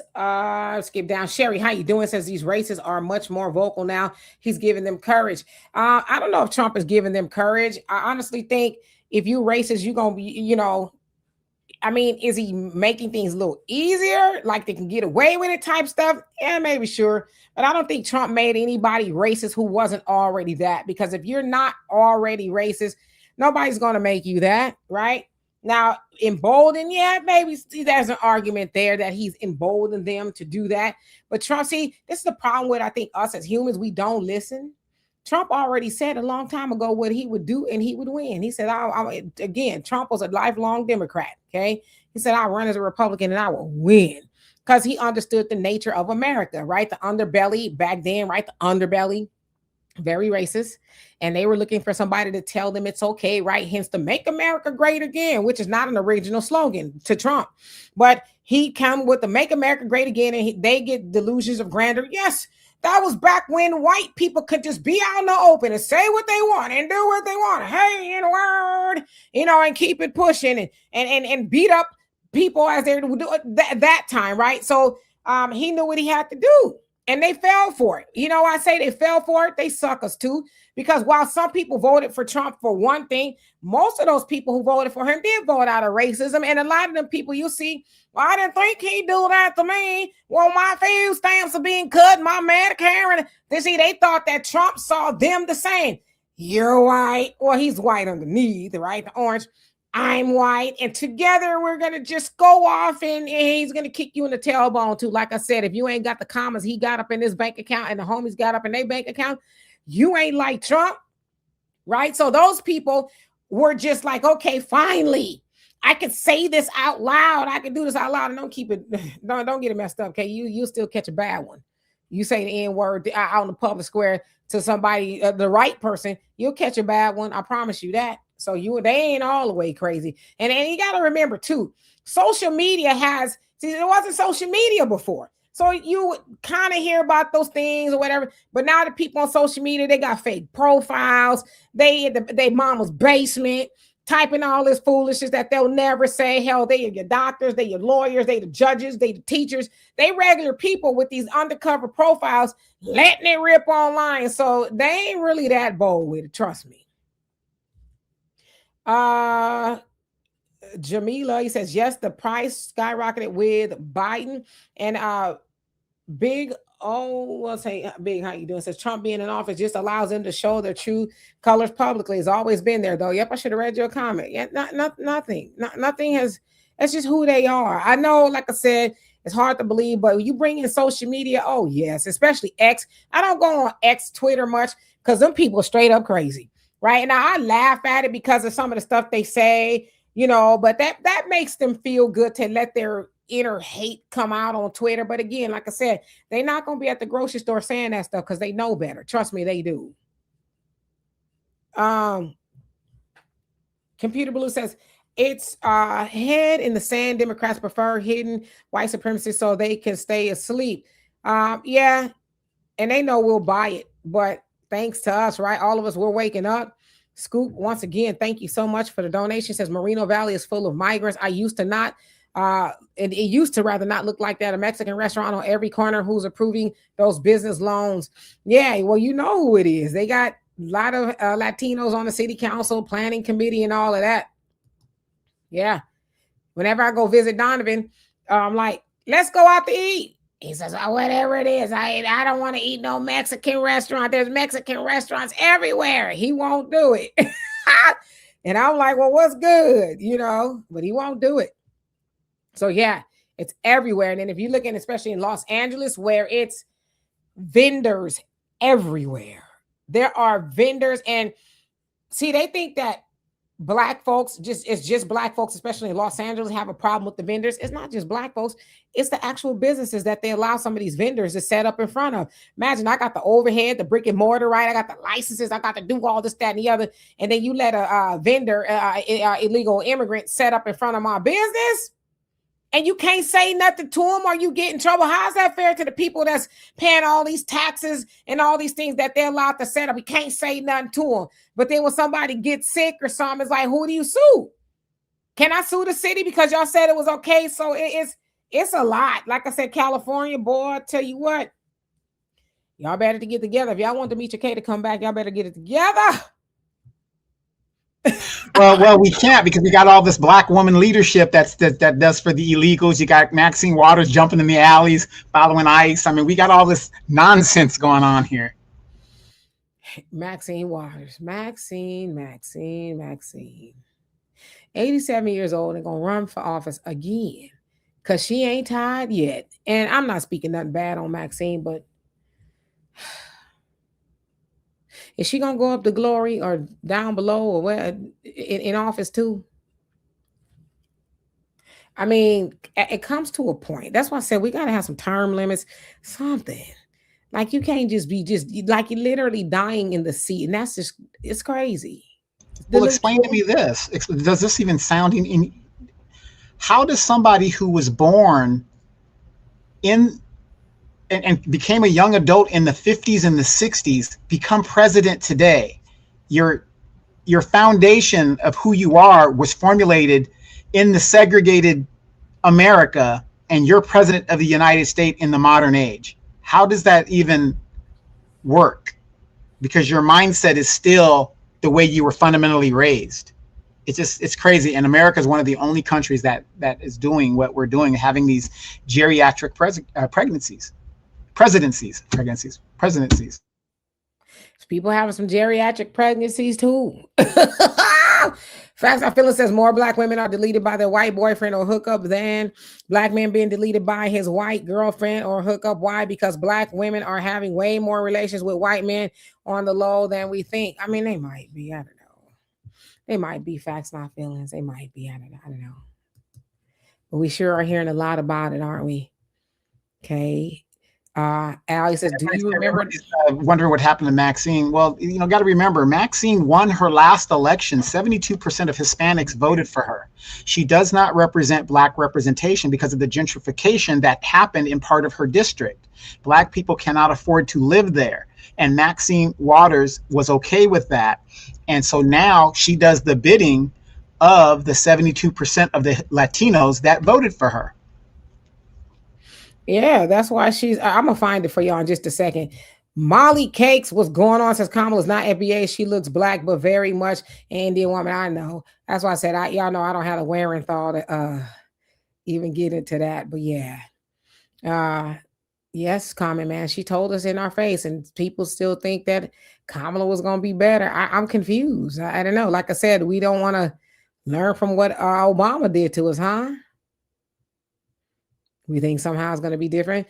Hey, my baby daddy on here. I ain't going to tell y'all who he is, but my baby daddy is on here. Hey, baby daddy. Says, my girl don't play. Stand strong for what's right. That's right. How you doing today? Let's see. Skipping down. Mr. Norris, it says, the people who run this country are not on the ballots. Come on now. The ones with the keys, the ones with the batteries, they not on the ballot. You are absolutely right. Mr. Ernest says, I think the parents sacrificed their son. What? Letting him go off alone with a bunch of, I'll say, people that don't look like him instead of being at home with family is some a dead cat on the line somewhere. Yeah. How you doing? I got your email. I'm gonna have to respond back to you. I just didn't have time. I've been running. So, but I will respond back to you about your inquiry. Let's see, just going down. Make sure I catch up. So far I've seen everybody. Just want to make sure. Conversations with Sunshine says Trump is exposing what's already in the hearts of the folks that hate us. Yeah, listen, if y'all ain't learned nothing about Trump don't even. Y'all think he care about that White House? You don't think he cares? Trump ain't in that White House. Trump is getting $400 million planes. He's enriching his whole family. He doing this, he doing that. He tearing down the White House. He building the columns. He cares about the blue pool that he arrested some Olympian who he claims that ripped up the pool. The Trump is like, he won't even ride in the new plane, right? Because somebody exposed, I can't remember which, Washington Post, which they're in trouble for now, right? They exposed that the plane ain't really got all the security on it, so he won't ride in the plane.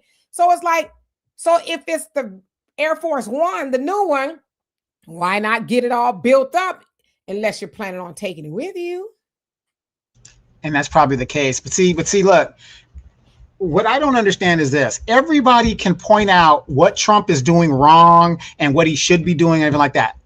I don't disagree with you. The man is up there just running amok. But why aren't we holding the people that are supposed to hold him in check accountable? No, we keep voting the same people that ain't doing nothing to stop this man. That's within their congressional powers to stop this man. They're just letting it go. We have no thunder for the people who are supposed to be the check and balances on the executive. But we keep complaining about Trump. Now, if you were the president and nobody's going to check you, what would you be doing right now? Wouldn't you be enriching yourself like most congressional people are doing and everybody else is doing? I would be doing everything that I can do until they stop me. Selling Period. pardons and all kind of stuff. Exactly. You want to be free? How much you got? The ballroom, right? Which they keep saying he can't do. It's like, man. Right. They have no smoke for the people who are supposed to hold this man accountable in our name. Trump did this. Trump did that. Okay. What is Congress doing about it? What is Congress doing about it? Well, now that Lindsey Graham is gone. Because, he switched. He was like, Trump is worse than the devil. Then he was like, I love him. I just love Trump. And then Bend the knee. Exactly. He been something else too. Well, he did die a bachelor. He did not have a family. Well, I saw a picture of him at Disneyland with his little wand. Yeah, he was in the Air Force, and it was said that he might have been alternate lifestyle. So, you think? I saw somebody said on the internet that Grindr, that app will never be the same. It said the app will get a rest now. Anyway, Sweet Daddy said the Inland Empire, especially on Fontana, has those vendors all over the city. I don't eat at any of them. Fontana too? Damn. Jesus. Walt, how you doing? Says Maxine told the homeless people to go home because she didn't have any more vouchers.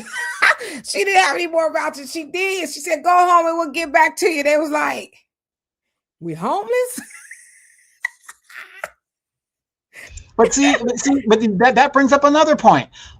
Oh, Trump could do this. The president does not have a magic wand. If your state looks like crap, like California, that has nothing to do with who occupies the White House. That has to do with the governorship of your state.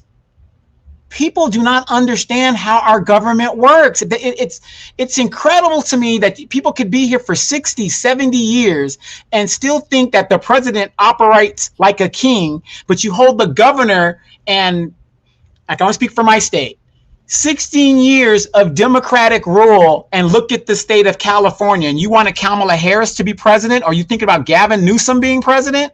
Really? Okay. And Gavin Newsom's in trouble too. He big mad. To let you know what we're all doing, resisting this low down, dirty, no good, filthy president of the United States of America. Let me just say this. They are targeting our leadership, both in the Latino community and in the Black community. And while they're targeting them and following them, I'm on the street and I'm following ICE and I'm targeting ICE. And I went to the deportation center. If David Werta is here, I came to see about you, David.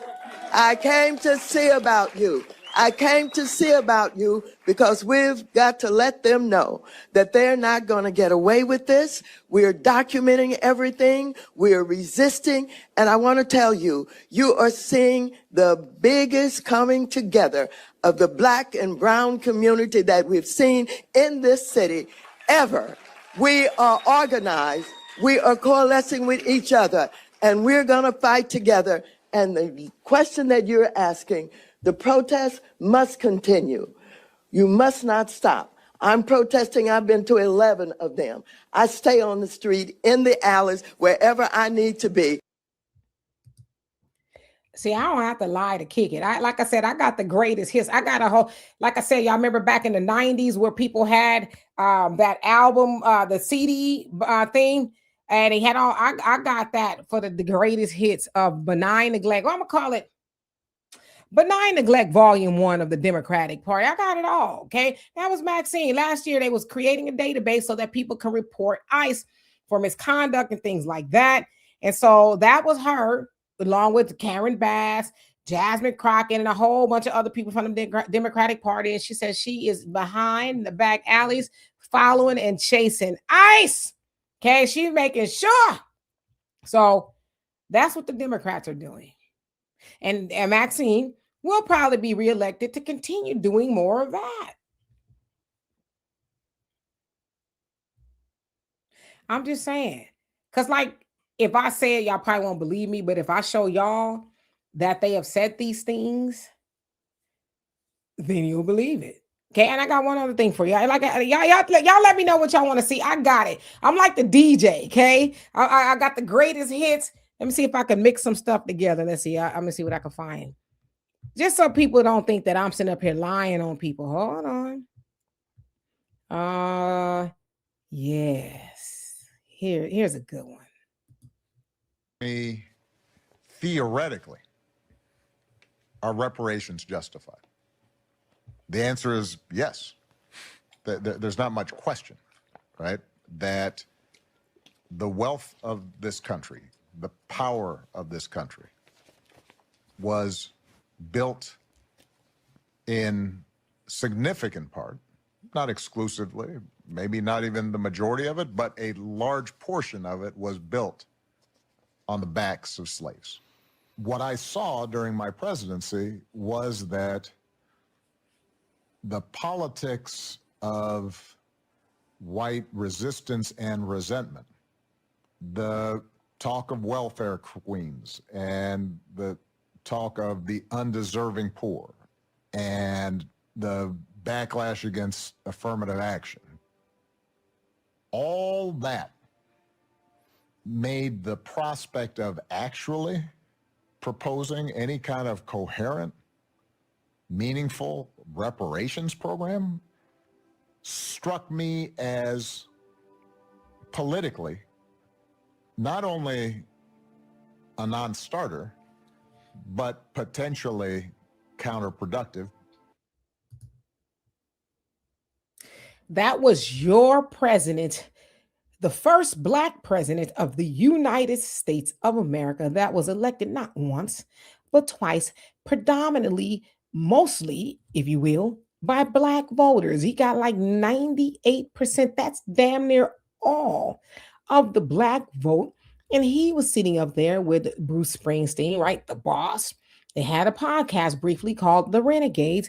And that conversation came up. And he, for a lack of better words, said, well, I didn't get Black Americans reparations or even think about it, right? Because I don't want to make white people mad. Yes, it was justified. All the things that they've gone through in the country, right? Yes, but then, I didn't want to hear them talk about the welfare queen and all this. So I just decided to just do nothing. But what are you going to do about it, right? Now, this is me. I'm adding on. What are you going to do about it? They still love me. I showed up in my tan suit, gave them a shoulder shimmy. I said, Sang Al Green. Let's stay together.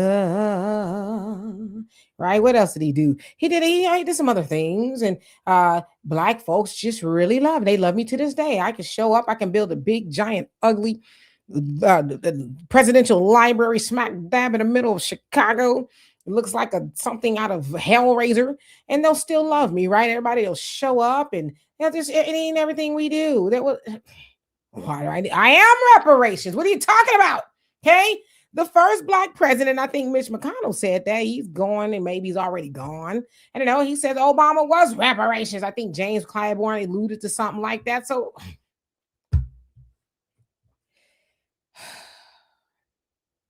Computer Blue said, Demetri going to hit us with the Kamala. Oh, wait, let me see. Do I have it? Hold on. I told you I got the greatest hits. Let me see if I have it. I think I have it. If I don't have it, I will get it for you. You can believe that. Hold on. Let's see if I got it. Is this it? No, that ain't it. Hold on. I don't have it. Oh my God, I'm slacking. I've failed you guys. I don't have it. But I have this one. How about this one? Policy that will benefit Black people will benefit all of society. Let's be clear about that. Let's really be clear about that. So I'm not going to sit here and say I'm going to do something that's only going to benefit Black people. No.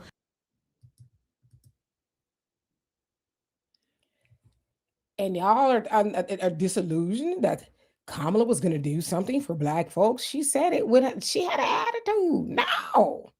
The F? Asking me some stupid like that. I mean, that in my head, I'm a little off, y'all. So sometimes I hear things. That's what I heard. This ask me something like, I wish you would ask me something like that again. right? Oh, but there is somebody who I'm gonna show you who will get reparations. Hold on a second, okay? Right, but didn't she also say that voting is transactional? Get yours. I thought I had that one. I'm gonna get it though. Don't you fear. I will have that the next time. I am going to have that. But hold on a second. Hold on. I got something for you. Here you go. Also need offensive actions around prosecutions. We need real accountability, because at the end of the day, the people that have been inflicting this harm need to be prosecuted. They need to be brought before us, and they need to be held account for the trauma that they have created, and we are going to have some form of reparation. That was Representative Jayapal. Okay, these are all Democrats. This is why I say it's the greatest hits.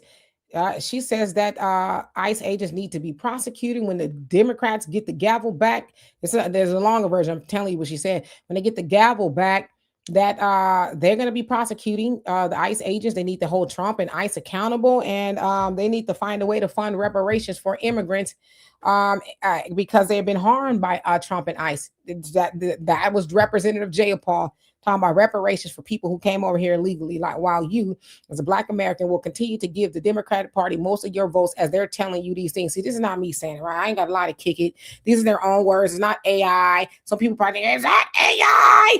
No, it's not AI. Y'all know I hate AI, right? Those are these people out their own mouth telling you what they want to do.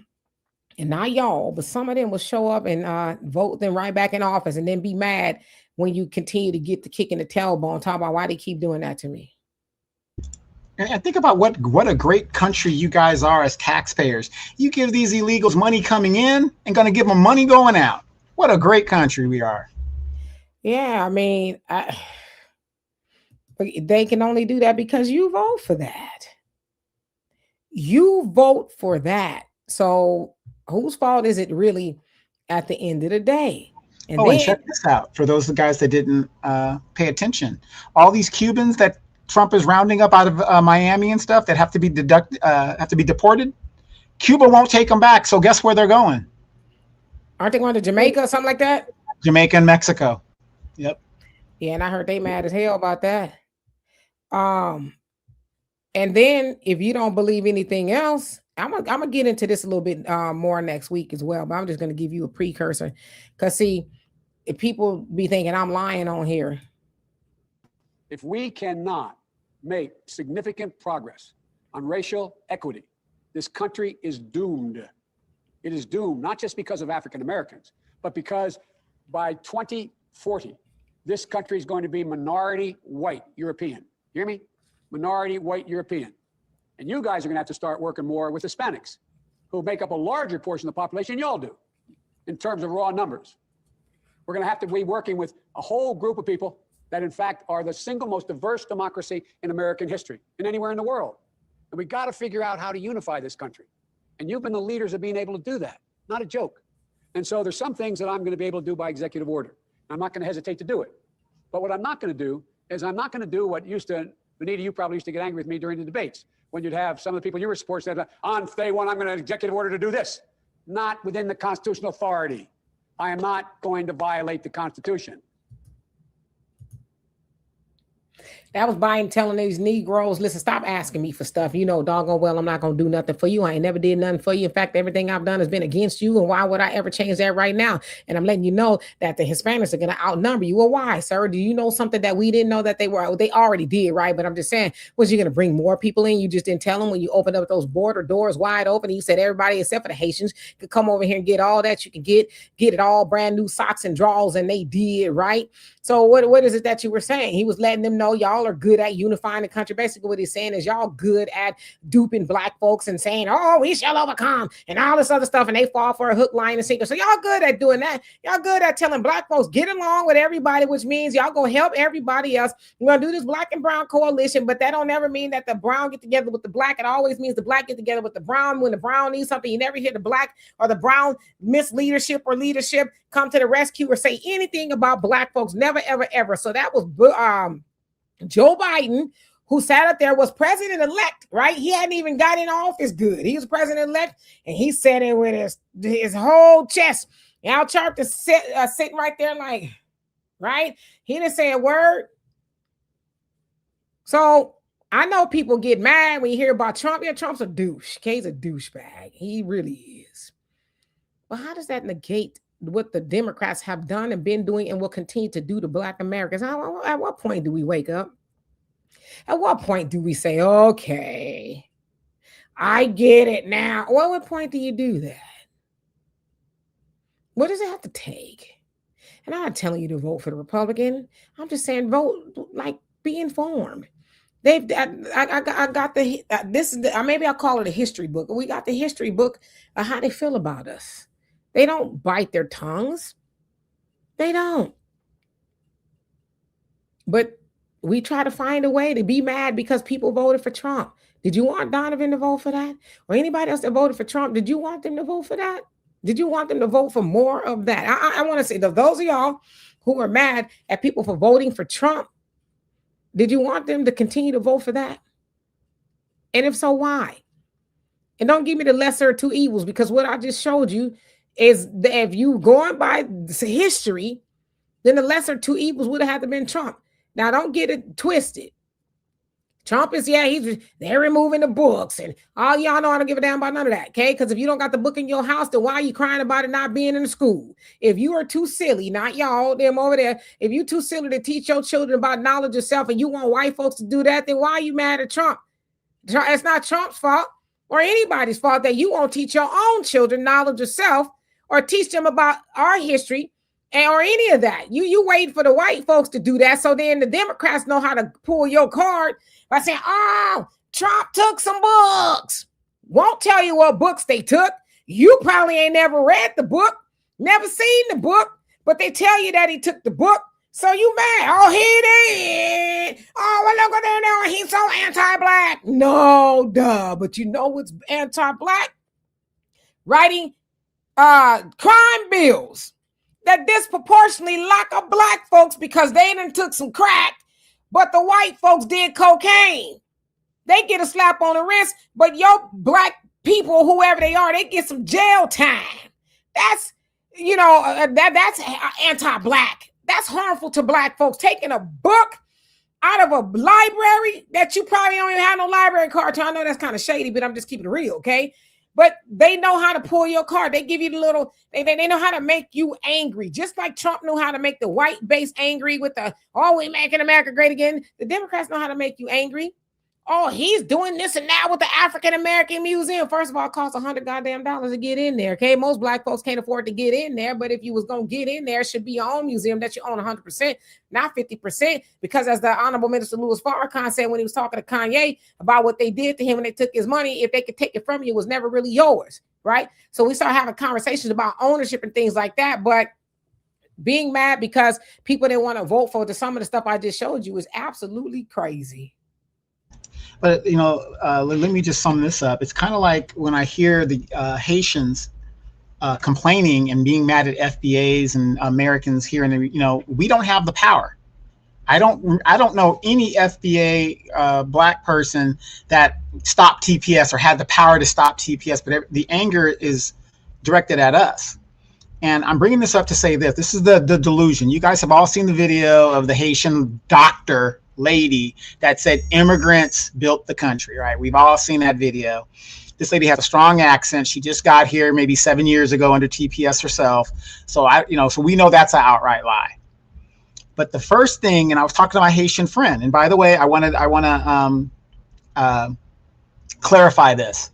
My grandmother's name is Baptiste. So we don't know this for a fact, but we probably have a good inclination that I might have Haitian descent in my family tree. Okay, so let me just get that straight off the bat there.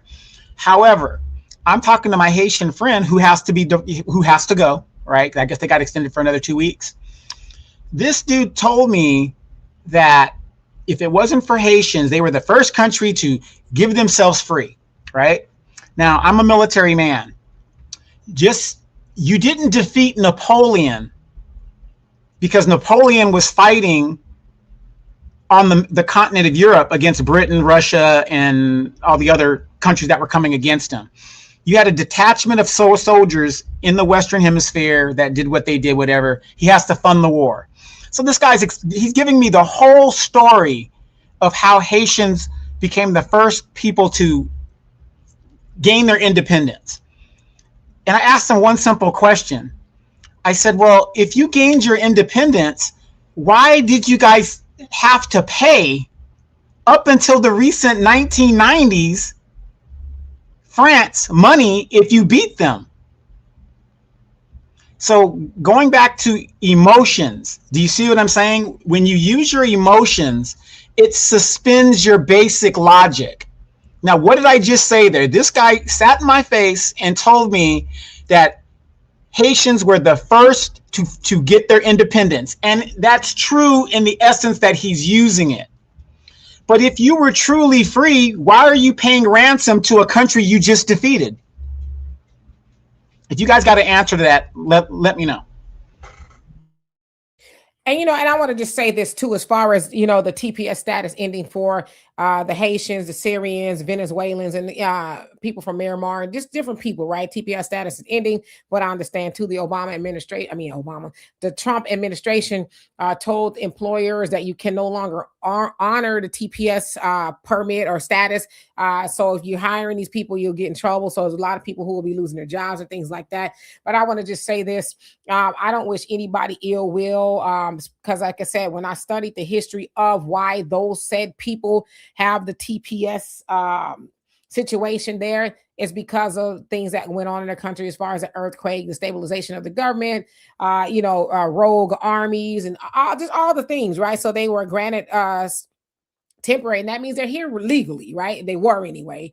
I know they have some time to leave, but they were here legally, so they weren't here illegally.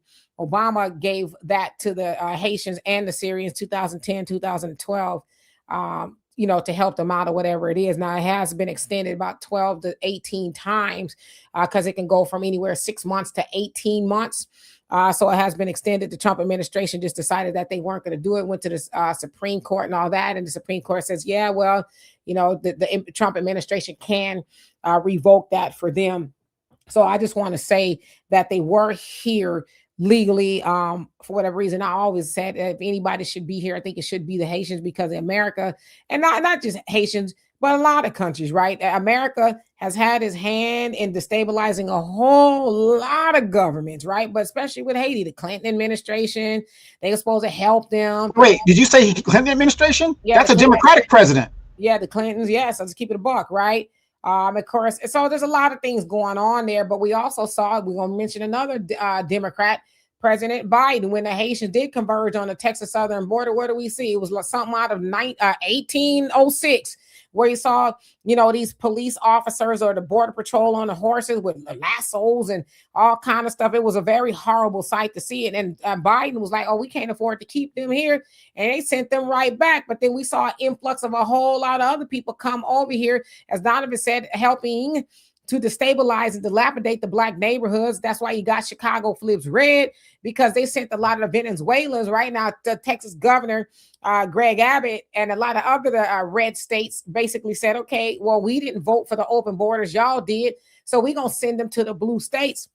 So that's how a lot of the illegal immigrants ended up in Chicago. But then, of course, they moved a lot of them to the Black neighborhoods.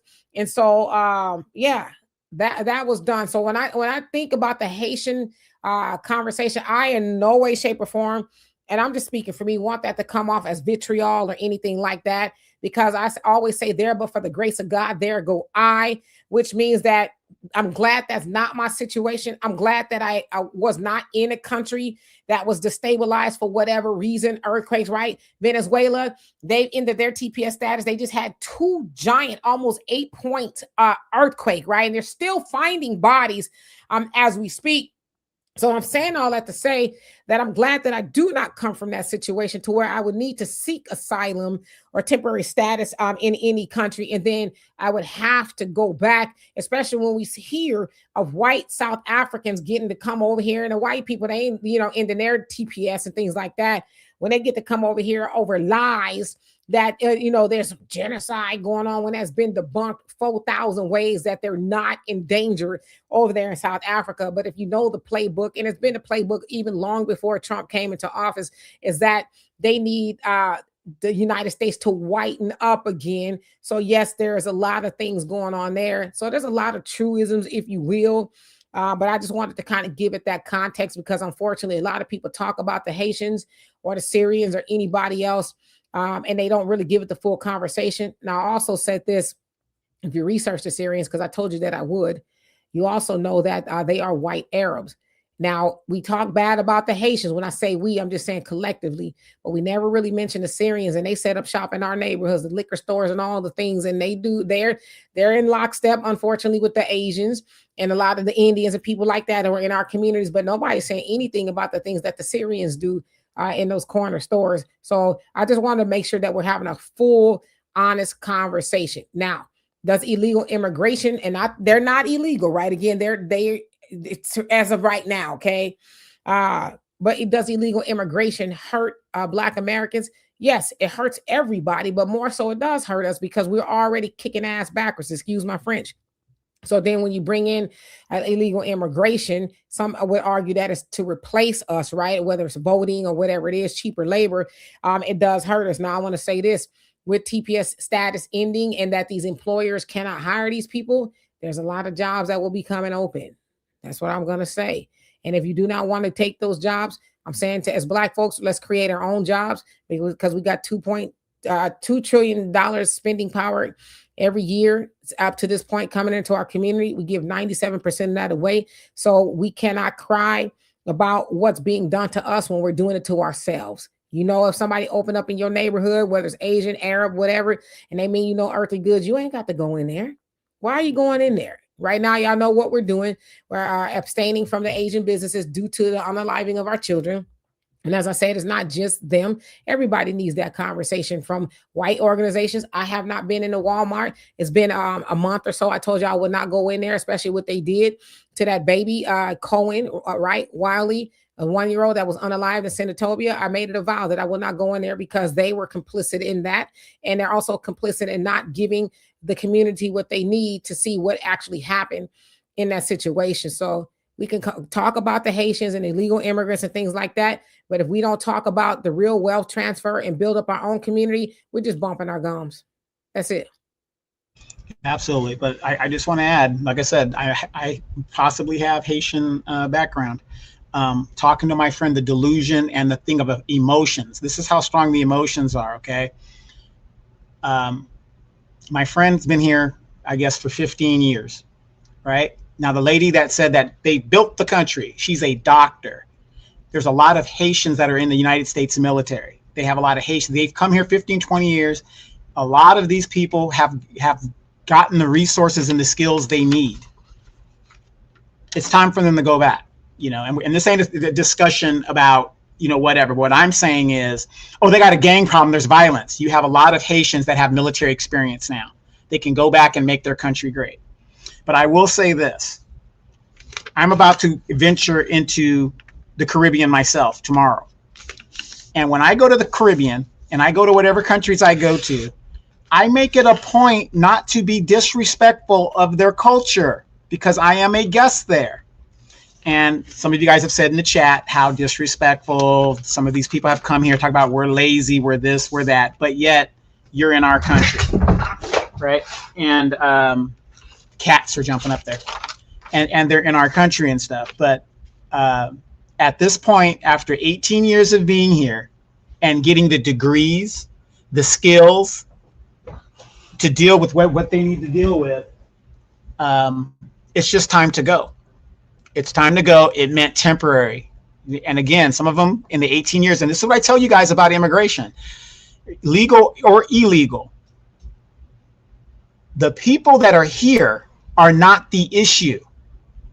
The threat is the children that they are going to have that is going to be competing with your children and your grandchildren for limited jobs that are coming down the pipe. So for the Haitians that have been here for 18, 20 years, whatever it is, God bless them, they're legal. They've had children. And those children are American citizens now. These are the people that are going to be competing with your children, going into offices and making legislation and laws, just like we see with our CBC. CBC's number one agenda this congressional term is immigration. 18, 20 years, they have enough resources. Temporary means temporary, and they need to go home at this point. But my point is, getting emotional suspends your basic logic. This is why we have to get out of our emotions and get to the common facts. If we did what some of these people do in this country, could you go over to the Dominican Republic without a passport and a line? Absolutely not. Name me a country where you can just walk in there. They're going to give you housing, food, whatever else you need to set you up, and bank loans. How are people that just get here eligible for bank loans, and people that are FBAs and Native Americans, and I'm talking about Native, not the Indian natives, but born Americans, they can't get loans, but these people can.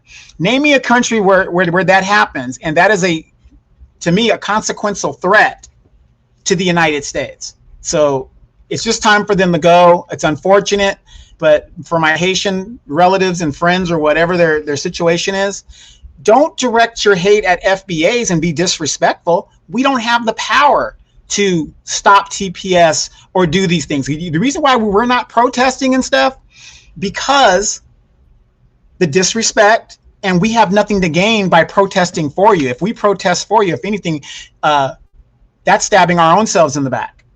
So it's just time to go. And yes, facts, not films. I agree. The Haitians aren't the problem. Like you said, they're number 10 as far as immigration is concerned. So yeah, I mean, there's a lot of, like I said, there's levels to this conversation. So anyway, and Brother Sam, you said you haven't been back to Walmart either. Yeah, I'm just, not gonna do it. And I haven't missed a Shanika. What's going on with you? I hope you're doing well. I haven't seen you in a long time. So anyway, y'all, we're gonna get out of here. I just realized it's over 2 hours, right? So Donovan will be traveling tomorrow. So I will be here to have a great conversation with you all. So in the meantime, thank y'all for being here. Donovan will be here. I'm on the red light flight tomorrow. Oh, you on the red eye? I'm on the red eye. To go to the red light district. And first stop, Panama. First stop, Panama. I got to go see the old bases. Got a lot of expat friends that are there. I used to do the Cornet Oak. For those guys that are familiar with that were in the military, Cornet Oak was the resupply of the radar sites in the Americas and the Caribbean and South America and stuff like that, and some drug interdiction missions. So I will be here. I'll be on the red light tomorrow. The red light to the red eye to hear, hey Poppy, you back, Poppy? Where you been, Poppy? Hey, immigrant single moms need help too. We got to spread that democracy all over the place. Is it democracy that you're spreading? Hey, Dominicans, listen, you're in danger, okay? Donovan's Speedos is on the way. Yes, I have packed the traveling Speedos will be in effect. I'll be there I'll be in the Dominican Republic for a week. For those guys that don't know, I just came back from Hawaii. I was there for a day, went there, jumped on a transport, came back, whatever. So, I'm getting back into my travel mode, and hopefully you'll see Dimitri and I doing some travel videos in different spots and stuff. So we're going to get back to that, because, it's one thing, and don't get me wrong, we enjoy doing these videos and things, but at the same time, technology tells us, and Dimitri and I talk about it all the time, why are we just staying here? We should be going some other places and knocking two birds with one stone and get all this stuff done that we need to get done, because life is too short, and I'm 56, she's 25, she's still got a whole thing to go, and and we're going to do that. I mean, this is the technology, so let's take advantage of that. So why not? Heavy on the 25. Anyway, Albie Chili said come back to Ohio. I'll come back to Ohio. I just don't know at what capacity. That's a long story, but yeah, one day I'll be back in Ohio. Anyway, love and appreciate every last one of y'all. See y'all tomorrow. He said ego trip, African native, you crazy. Peace.